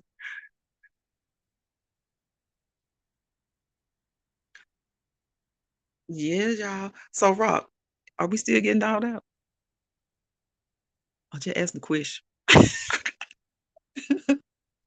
Rock, Rock, sis, tell me we not still getting dialed out. We ain't do nothing. We didn't do anything. Rock, are you still going to get on the elliptical tonight?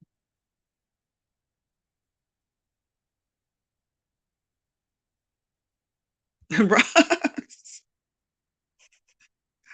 girl, I was not expecting that. I did not even think it was that serious. Shoot. Say, Michelle, let me start talking about it, Shy. I don't nobody thinking I'm making no fun. Because I'm really truly being serious. B Sugar says it won't be full though. It would be an empty freezer tour.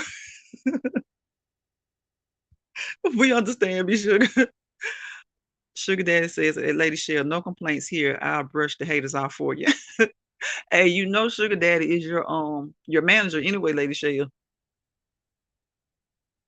Rock says, yep, I need to let off some steam.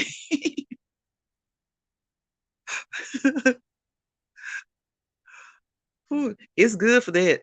It's good for that. Lady Shell says, Roland wasn't getting my notifications either. Really? See, I don't know, and I've heard a long time ago, or I always hear people say to unsubscribe and then just hit everything again. And I've done that before. So today I got it. And I was like, okay, it worked this time because I don't know. I don't think I ever trying to remember. I don't think I ever unsubscribed and then resubscribed to you, Lady Shell, until the other day. So at least it worked. Miss Sugar says, Rock, I was having one of those days. Sis." Lady Shell says, thank you, Sugar Daddy Williams. You know you're my promoter. Yeah, that's right. He's your promoter. Was it promoter slash manager? Look, Sugar Daddy Williams gonna look out for Lady Shell. Sugar Q says, must be in the air, y'all. I'm mad at my husband and I don't know why. Maybe because he's breathing. Laugh out loud, just kidding. What? You don't know why you mad at him, Sugar Cube? Sugar Cube is just one of those days. Sugar Cube says she mad at him. He probably looking like, what the hell is wrong with this woman? What did I do? What did I say? He probably looking like I'm about to walk around the block. Or he probably wants to tell you to walk around the block, Sugar Cube. He probably wants to tell you to walk. Look, hey, lady, go get some exercise. Go take this out on something else. Go burn off some steam.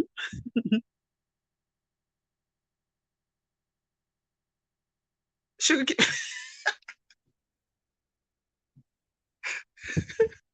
Lady Shell said, Sugar Cube, I feel that for sure. He breathing, so I'm mad at y'all a mess. Y'all a mess. But again, thank y'all for the cash apps. Thank you, Miss Mesquite. I appreciate you. I appreciate any and everybody who cash apps me, whoever cash apps me, because y'all don't have to do it. Times are something, so I really do appreciate that. And everybody can't, and that's okay. Support is support. Support by watching the whole video, a portion of the video, giving me a thumbs up, sharing me out if you can, dropping a comment or two, listening, watching later. It all helps. It all helps. They're all signs of support. So I really do appreciate cash apps. Yeah, I guess we ain't in no trouble. Let me go over here and see what Spike talking about and tell her to calm down. Find me something to eat. I'll see y'all on the next live. I appreciate y'all. I love y'all. Thank you again for coming to this live, participating in the conversation. We had fun over here. Y'all, and guess what? We ain't say not one thing about no ice cream. Sugar Cube says, Lady Shay, especially when it's smooth breathing. Sugar Cube. Y'all, Sugar Cube is a mess. Sugar Cube is too much. Sugar Cube, go in there and get that man a big old kiss and leave that man alone. Tell him you sorry. Tell him you don't know why you mad. Tell him it's just one of those days. All right, y'all. I see y'all on the next live. Let me go through and hit some thumbs up and watch some videos that I may have missed during this live. I love y'all. I see y'all on the next live. Peace, positivity, and prosperity. Don't let anybody take those three things from you. And if they take them, regroup and get them back. Rogers Living says, I have those days, Sugar Cube. Lady Shell says, be Sugar 100 ready to put the pause on something. She sure was, Lady Shell. I was like, what's going on? What's going on with my Be Sugar? What's going on? Sugar Daddy William Williams says, great live, y'all. Thank you, thank you, thank you, bro. You've been here the whole time. Thank you. I appreciate that. I appreciate all of y'all. All of y'all have been here about the whole time for real. I really do appreciate it. We've been on here for 3 hours, y'all. But guess what? Time flies when you're having fun. As long as it's good conversation, educational conversation, informative conversation. And sometimes, like I said, it's a time for the shits and giggles. Rogers Living says, we love you, Spiky. Yes, Spiky, we love you. And stop fussing at us. Stop fussing. Stop fussing. Stop fussing. Stop fussing. Start loving. Stop fussing. Start loving. Sugar Cube says, bye, guys. Have a great weekend. You too, Sugar Cube. Have a great weekend. Me Sugar says, Lady Share, I was good. Now I need to find this post to see what was said. Sugar Daddy Williams said, hashtag Spiky. Lady Share said, FBT, the ice cream lady. Thank y'all. Thank y'all. Thank y'all so much. I appreciate y'all. I love y'all all. And I'll see y'all on the next live. Y'all have a great rest of your Friday. Have a great weekend. Enjoy your weekend. And we better stay out of trouble. If you get into any trouble, make sure that it is good trouble. Good, good, good trouble, y'all. All right, y'all. Bye.